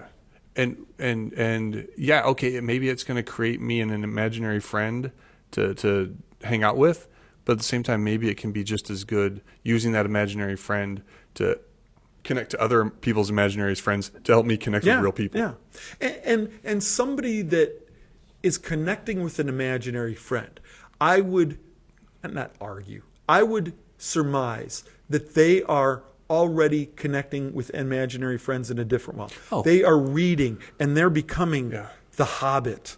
Or they are writing and communicating with themselves in that way. That's all communication is we're communicating with ourselves in a way. I'm asking you questions because I want to learn something, or I think this is pretty special about me and I'd like to tell you. Yeah. I'm asking you the question so you ask me so I can tell you what I want to tell you. Right? Maybe that makes sense. Okay. Oh no, I thought you were setting me up for something. No, what am I supposed to do now? No. But it is. But that's the thing. That's where I wanted to come in here. And it's like, all right, I know you're going to ask me some questions. I want to share about them because that's what I'm the expert on. In the other respect, I know we're going to have some time, and I want to learn from you, and then I want to go share that with. Well, and see, but that's the thing. Like, the internet at its foundation originally, right? Have you ever seen the documentary Lo and Behold? That one does. It's worth watching because the internet originally was for computers connected to colleges out in California, right? Why? Wasn't the underlying between the colleges? Was it military or something? Yeah. It's funny how much technology the military. Not funny, but it makes sense, right? Follow the money. But no, it's for colleges being able to share information, and all it did. It made it faster. Instead of mailing a manuscript or mailing a document, right? Yeah. If you want to know whether or not an innovation will take hold and how fast it will take hold, just look at how much it improves the process, speed or cost-wise, right? So right now with the internet, as you were saying, like if I want to go ahead and research something, type it into Google, go look at 10 different websites, maybe pull all the stuff together in a document. AI, hey, do this for me. Go do the work for me, like a calculator would do the 2 + 2 for you. But at the end of the day, you still need to know what to ask to get what you want. So when we talk about, another place outside of education where this AI stuff is really starting to have an impact is in the software development space. So yes, computers can write code, right? The barrier to entry for people to make applications has been to write code. Now, I don't have to write code. I can just have a good idea and maybe sketch it, maybe draw it, maybe talk about it, maybe somehow, some way be able to either show a video or upload a picture or write a paragraph description of what I want. And the AI can almost give me that, right? Yeah. So like, is it, I think it's going to allow us to be better able to express our creative side, because the barrier for me, I may have a beautiful idea for a painting. Yeah. My ability to paint, Yeah. that's not the creativity part. That's the manual dexterous, whatever you want to call it, part, right? But that idea and being able to communicate that idea effectively is how stuff happens. Yeah. And whether that's me talking to another human about a school I want to start, or me talking to a computer about a program that I want to have run, AI is going to allow us to be better creators, I think. Well, and that's amazingly powerful because, again, what is a painting? It was just the resources that were available at that time to create. Mm-hmm. Create what? People didn't say, I want to see a painting. No. People, I want to see something that appeals to my sense of vision. Yeah. And this person captured it using their creativity and the resources that were available at the time. So that's the same thing. Michael, if you can present something that's visually appealing to me, I don't care what resources or what you used, be it a paintbrush or be it AI. If you create something that I like, that's all I want. And what happened when the camera was invented? It was able to capture what people were trying to do with a painting in another format on film. The tree and the whatever that they were painting was the same thing that's going to be captured on the film. But they didn't have film. They didn't have a camera. So what happened though then to the art form of painting?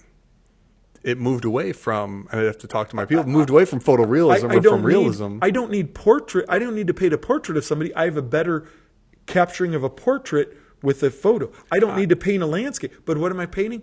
Abstract stuff now. Yes. Or I'm painting what a Matisse or whatever it is. Instead of painting it to look exactly like that, I'm using some dot, and it's exciting my brain. And I may be an optimist. I'm a Lions fan, so I think I'm an eternal optimist. But I think my hope is that's what AI does for us. It pushes us. I think so much of what we see within media right now and everything else is just, and has been even before AI, just regurgitation. It's just new packaging on the same stories right now, right? Now, because everybody can just create. Vince, I wrote a 400-page book in less than a day using AI. It's going to now force us to do something different, hopefully to do something better to stand out. And hopefully what that is some exploration into what it really means to be human, so that we're able to connect more on the underlying part of what it means to be a human versus the superficial part of what we think it means to be human. Well, and like you said, you wrote a book in what? A 400-page book in less than 24 hours. 24 hours. Okay. And so some author may say, "Oh, that's ridiculous. It took me months or years to write this book." Mm-hmm. Okay, guess what? I don't care. Guess what I'm going to do? I'm going to read which book either provides me the information I need or the entertainment I want. Yeah. Period. Yeah. Don't care about production standpoint. That's the pushback and the argument I'm making with some of my friends in academia on the creative writing and English side. It's like Twilight is one of the worst freaking books ever written from the perspective of passive voice and information and everything else. If you were to grade that as a book, it's probably a C. But it made millions of dollars and it entertained a whole bunch of people, right? But hey, when I pick up a book, I'm not looking to grade it. Yeah. I'm looking to be entertained or informed. And there's myriad books on factual subjects, but there's usually one or two that bubbles up. Oh, how many books are there on habits? I don't know, but I'll recommend till the day I die Atomic Habits until I see something that surpasses that. I've read 6 of the other ones too, but that one's the one that. Well, in the education space, you run into that a lot too. A lot of the books that you read like pull from all the same studies. So they're just different lenses, different viewports into the same pile of research. Well, because that's all the data there is. Yeah. But is that all the data there is? Or is that the easily capturable data? Or is it the most renowned Popular. data? What's most popular? What's got the most attention Whereas to that point? artificial intelligence, be it fact or fiction, fact-wise, I want everything I can, tell me everything I should have in this subject to create a book. And you have that. Or fiction, that Twilight, you say, I would like you to create a fictional account of 6 teenagers that, what do they turn in? I don't even know, vampires and werewolves. Yeah. Vampires and werewolves set in this setting with these dynamics of relationships between these people, and see what comes out. Maybe it's another C-level document, but if it sells, it sells. Yeah. Or maybe it's better because, that's just C-level. Oh, what if I add this to my AI? Can you please do that?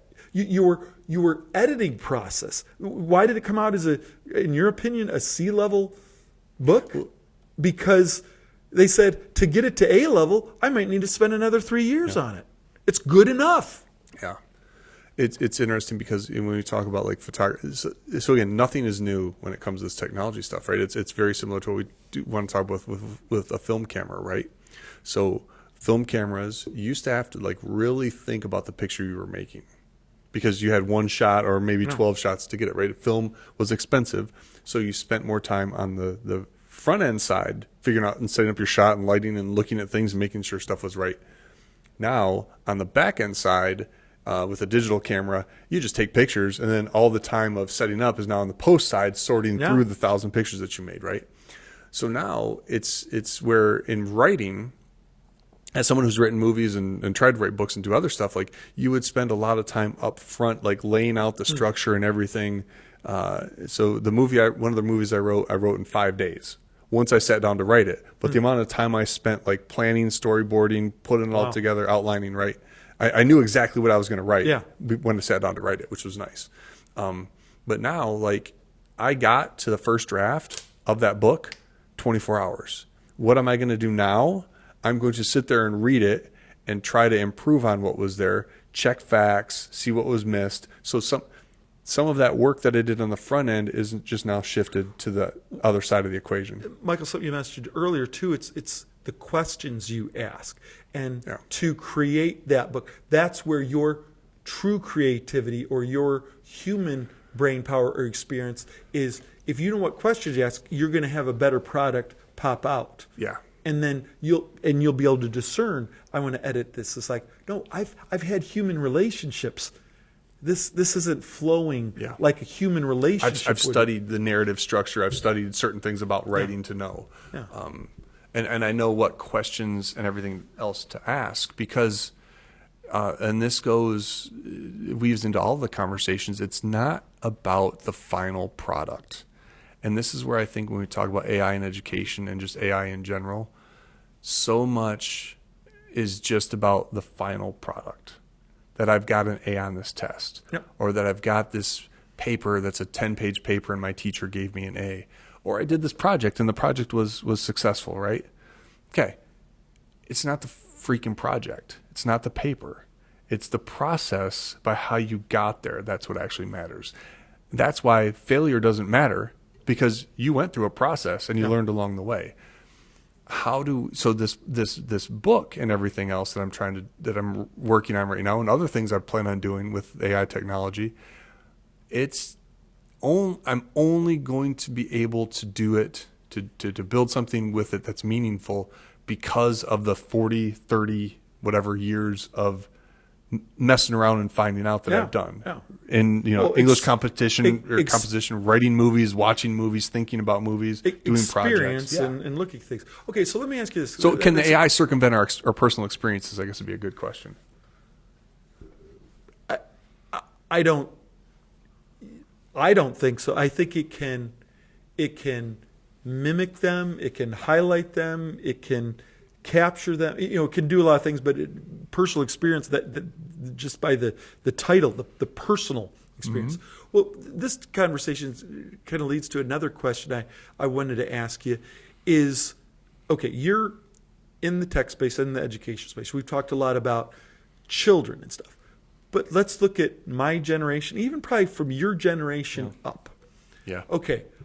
I like to think I'm pretty open-minded and I'm excited about learning and doing better. And I know how ignorant I am right now with regards to artificial intelligence. I know what I've learned so far, and I look forward to learning more.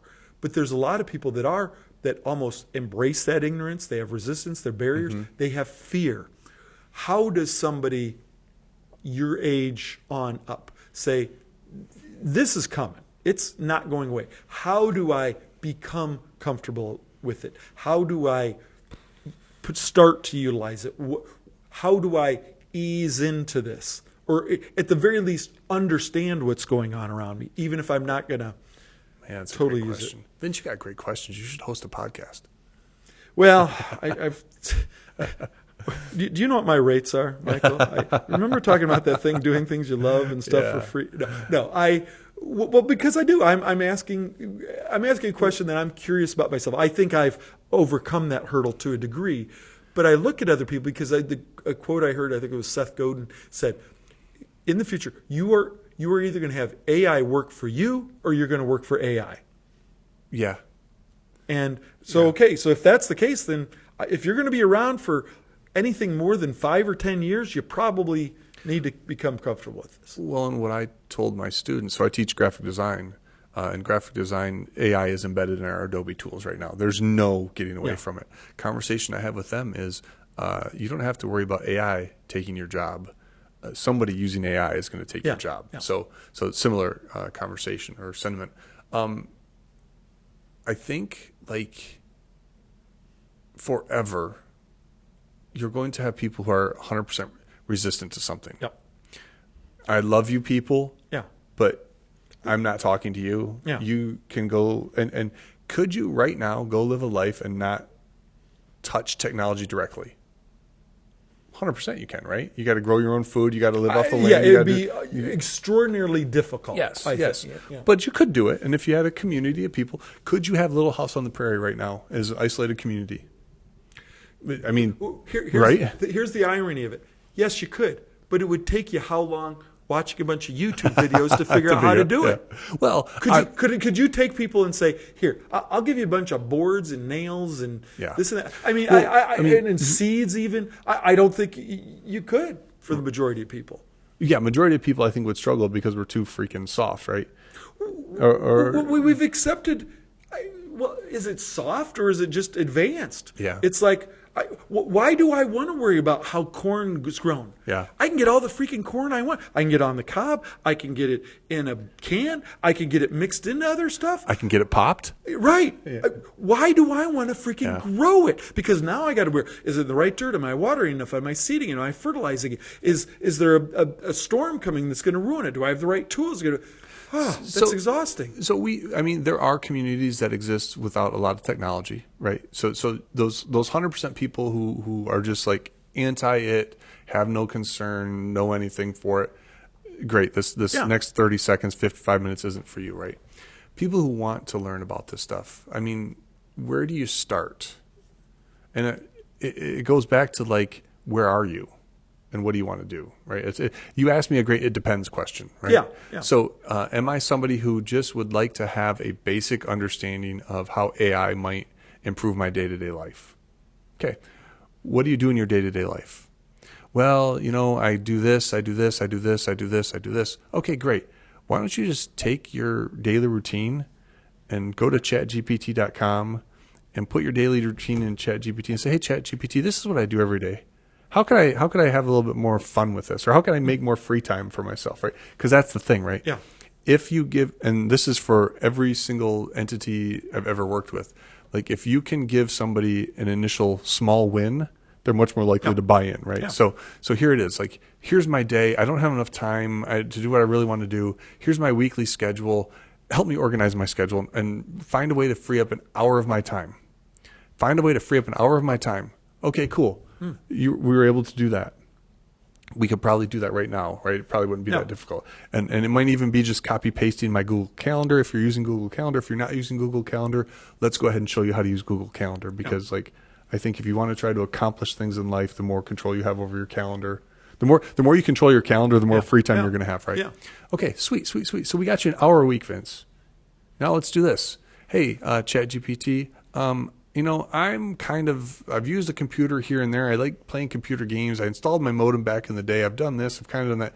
You can come in. I've hung out over here. I would really like to, this is my business I'm in. I'm not sure exactly what's going to go on with AI in this space. I'd like to learn more about it. Can you design me a plan for an hour a week for the next 6 months to maybe learn more about AI? And it's just playing with it. If you want to learn about something, the first thing you have to do is just play with it. Okay. Well, and that's where I think one of the hurdles is there's the people that'll never accept or never want. It's like, okay, you kind of write them off. All right, I'm not worried about it. I don't want to write them off, but I'm just going to respect their choices and not try to drag a dead horse to water. Well, yeah, but not try to change something that's you can't change somebody who doesn't want to change. Yeah. And then there's those people that, like me, it's like, okay, you just gave me some things to think about. Yeah, my mind's spinning now of okay, next time I sit down with ChatGPT, Claude. Help me design my life. Yes. This is the life I want. Help me design it. So there's those people that are interested and are going to outreach, and you've given a plan. Is there that middle area that maybe I'm being too altruistic here. These people aren't resistant, but they're also not reaching out for help. But I feel like everybody, that even if they don't know if they want to be, there's the fear factor that you need to be. How do we ease people into it?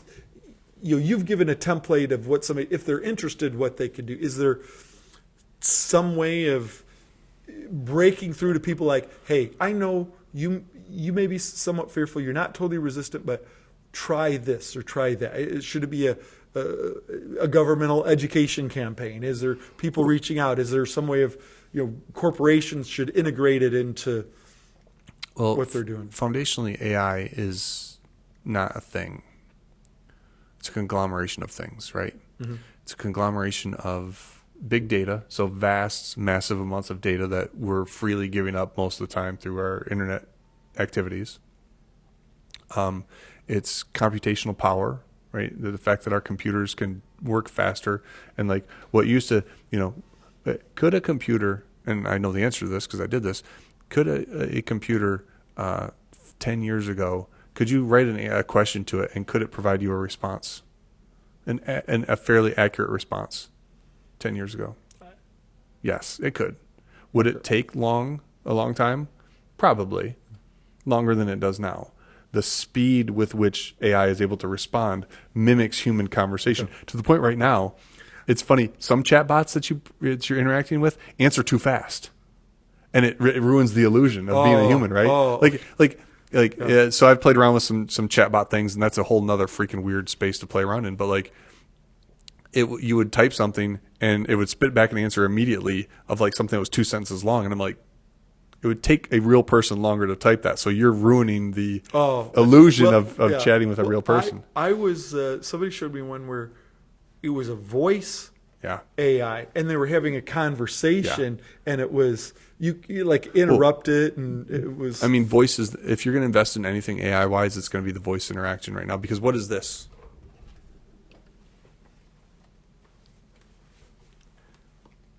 Yeah. Time. Yeah. Right? Yeah. What if I could just have an earpiece in or connected to my phone? Hey, see that shirt over there? Where can I get that? That is a Ralph Lauren polo shirt, blah, blah, blah, in salmon red. I'm like, ooh, that's really nice. Where can I buy that locally? JCPenney, 5 miles away, has it. Speaking to you in your ear, right? Yeah. Well, I don't want to go over there. Would you like me to buy it for you? Yeah. Yeah. Sure, go ahead. Which credit card would you want me to use? That reduction of time and speed in transactions, that's what's going to take off. Voice is the next big thing. Video, screw VR, screw AR, voice. Because we don't like wearing goofy stuff on our heads.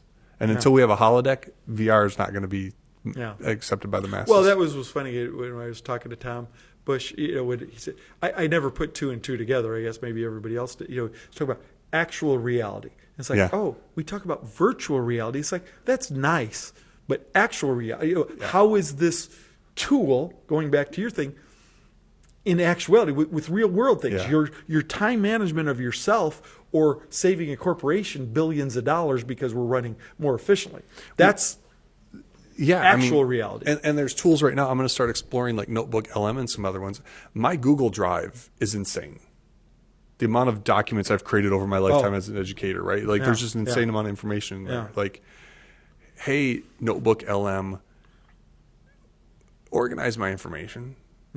Tell me about what tell me about, what I've done and what I want to do. What should I be doing, right? Help me. I mean, is it possible that AI technology can help us find ourselves? I love that question, because that's where I'm at in life right now. It's like, I haven't worried about that for 59 years. I mean, I should just say just this year, but the last few years, it's like, I'm in trying to figure out who I am and what I should be doing and this and that. And, I'm filling out journals, I'm contemplating, I'm listening to stuff, but it's like, no, I've got the answers, but it's kind of, someone's in the attic, someone's in the basement, someone's in the garage, someone's down the street. It's like, that's a great one. What was the question? I forgot. Will AI help us find ourselves? Yeah. I mean, and because I truly think that it's going to, what does it mean to be human? And that's the essence of humanity, is that we are all each individual humans. We've got, there's artificial intelligence and there's human intelligence. To me, the trick is combining those two into optimal intelligence, because we'll never be able to computate, like you said, as quickly or store as much information or to recall or one human brain will never be able to do that in of itself. Some are going to be better than others. You could argue Einstein or Edison or whatever. Some had brains that were able to do a lot more, but there was limitations there. And artificial intelligence is amazing because it's taking all of what human brains have compiled and sorted, and then use what human brains to make it do faster, all that stuff. But neither one in and of themselves is enough. But you put those together and it's like, where will we go from here? We're talking about, Elon Musk is talking about going to Mars and doing all this, and we can see all the problems. I can't wait till he goes to Mars. Yeah. Never comes back. Hi, Elon. But sorry. But a while ago, it's like that's not even feasible. And even what he's doing now is not. But when we take that human brain power and the desire to do things differently, and then all this artificial intelligence, which will be able to take everything we've learned so far and increase our speed of learning, I'm not so sure we won't be able to get there sooner than later. One of the most fascinating things I've seen in AI recently, and I think the thing that AI really is right now is a reflection. If you think about it, right? What are these AI models trained on? They're trained on all of the data that we've fed into it over for however long, and it's a predictor of the next word, right? So it's really just a prediction of the next word based on all the information it has about us. So it's really just a mirror back. Synthesizes, makes connections, blah, blah, blah, but it's a mirror back, right? So I'm hoping that people who are being critical of AI and thinking about AI, and some people are saying they're skeptical of AI, and I don't even know what that really means, but like, can we use AI as a reflection of ourselves and actually start to really truly think about and talk about who we are and where we are within relation to where we want to be? As a great example, the classes that I'm putting together for the Toledo Tech Loft, right? Northwest Ohio is a phenomenally diverse, not as diverse as some areas. I mean, we do lack some diversity here, but it's diverse, right? We've got our cornfield kids, we've got white, black, we've got a big Latino population, Asian, every flavor of ice cream is here, right? So I want my classes to have a diverse representation in the thumbnail of the media that I put out. I put in a request for an image without any information about ethnicity or anything else. It almost always spits back a white person. I ask it to include diversity. It almost always spits out an image with no white people. And part of that leads me to have a really interesting conversation about what diversity is and what diversity means in relation to all the information that's being fed into this thing. But you just said it a moment ago.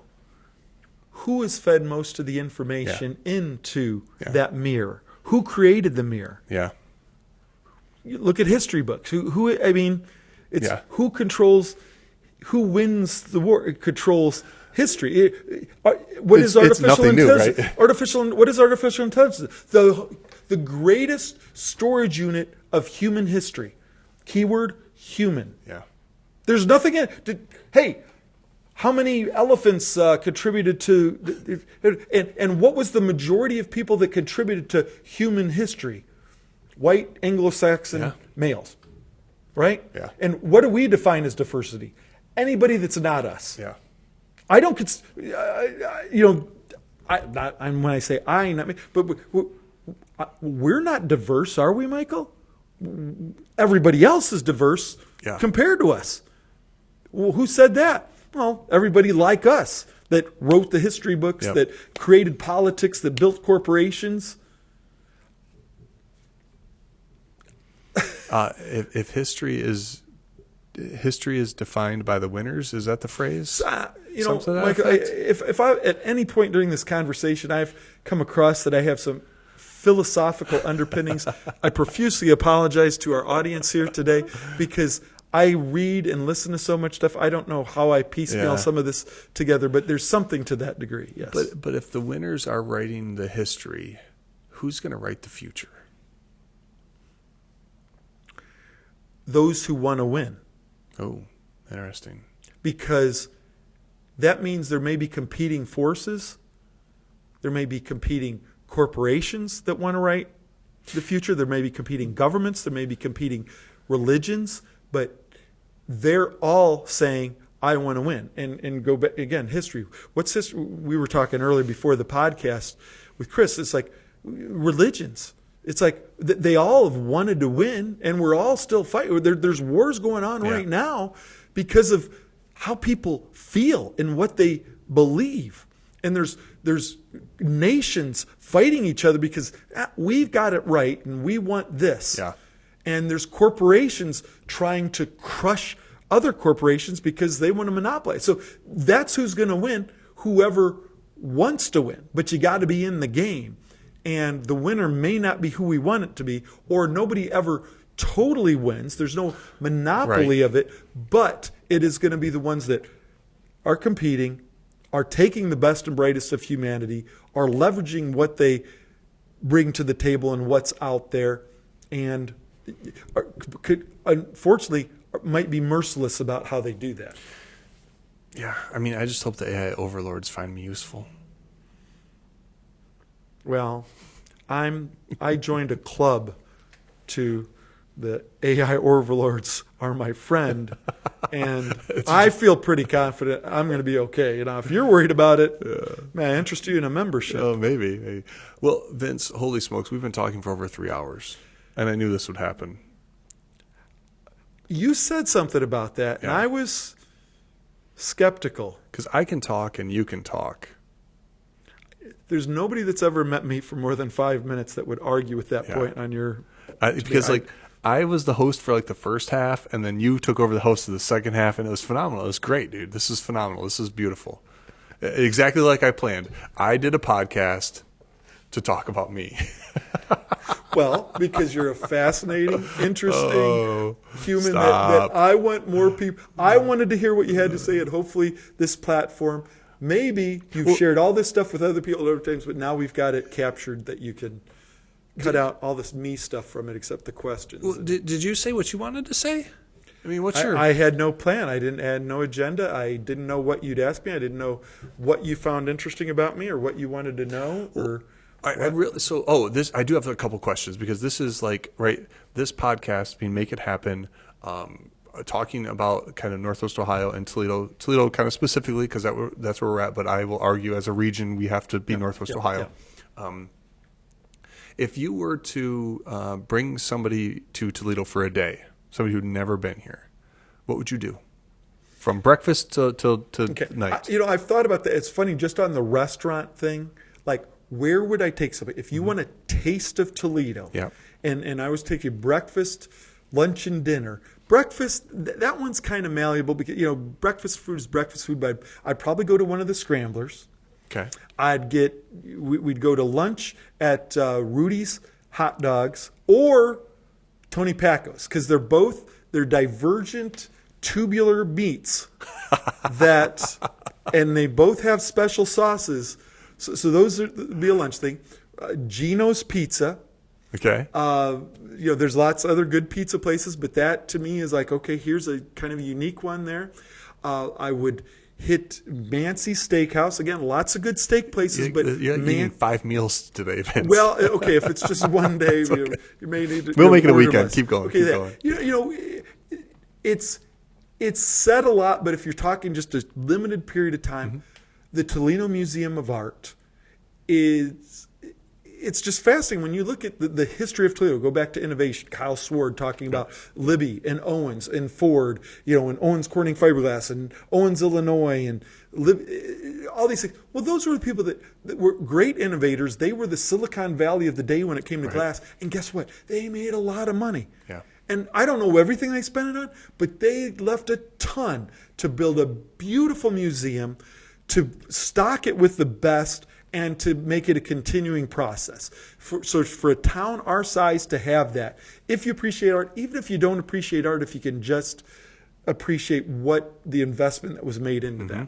The Toledo Zoo, to look at, that was one of the worst times in society when we were going through the Depression. And, they said, hey, we got to create jobs for people. The Works Progress Administration, you go there and you see these buildings that wouldn't have been built without that, and bring some cool animals in. But then as times have evolved, said, well, maybe this isn't the best way to do things. So we'll turn those cages into a restaurant, but we'll create these awesome outdoor experiences to see these animals from around the world. So you've got to go to that. I mentioned the Toledo Lucas County Public Library. There's art and structure there. The front part is all this old stuff, and to go in the back, and then just this treasure trove of information. The metro parks, Wildwood is probably the one I'd say if I could take somebody to one. It's like, okay, again, Stranahan, Champion Sparkplug started this. They had all this land so they could ride their horses around. Left it behind. Now here's this park with some trails. You're in the middle, literally the middle of Toledo. Downtown Toledo isn't the middle of Toledo. The Westgate area is, geographically speaking. And to say, here's this park where you don't know there's an expressway right next to you, and Costco right down the road. You're in it. So down to the riverfront, probably, get down there just to see, like, hey, this is a thoroughfare to the Great Lakes, and take you all the way out to the I think sometimes we forget that we are a waterfront community. Yeah. It's easy to forget. Yeah, and there's so much recreationally speaking, but why did we happen here? So that's where you look at, if somebody were just come, and you could do all those things, they would just be bite-sized pieces, but you really could have a lot of nice meals, see some awesome institutions with history, but that are still building on themselves. They're not stagnant history. They're evolving history, and you can do a lot in one day. So, what else, Vince? I'm hungry. Yes, all that food. That was one thing. Yeah, I was remiss in not eating before I came here. We should go to lunch. Yes, we shall do that. Have I covered everything you wanted to? I mean, I feel like you and I could probably talk for days, so we should just stop now and then continue the conversation later on. Well, or we can be more specific about a subject or something in the future. Well, Micah, thank you very much for letting me sit down with you to get to know you better and get some insight and some things that I'm interested in that I knew you would be the expert or have some in-depth insight. And I know you have ideas and you want to see things change, and you truly want to make things happen, and you're trying to figure out how to do that.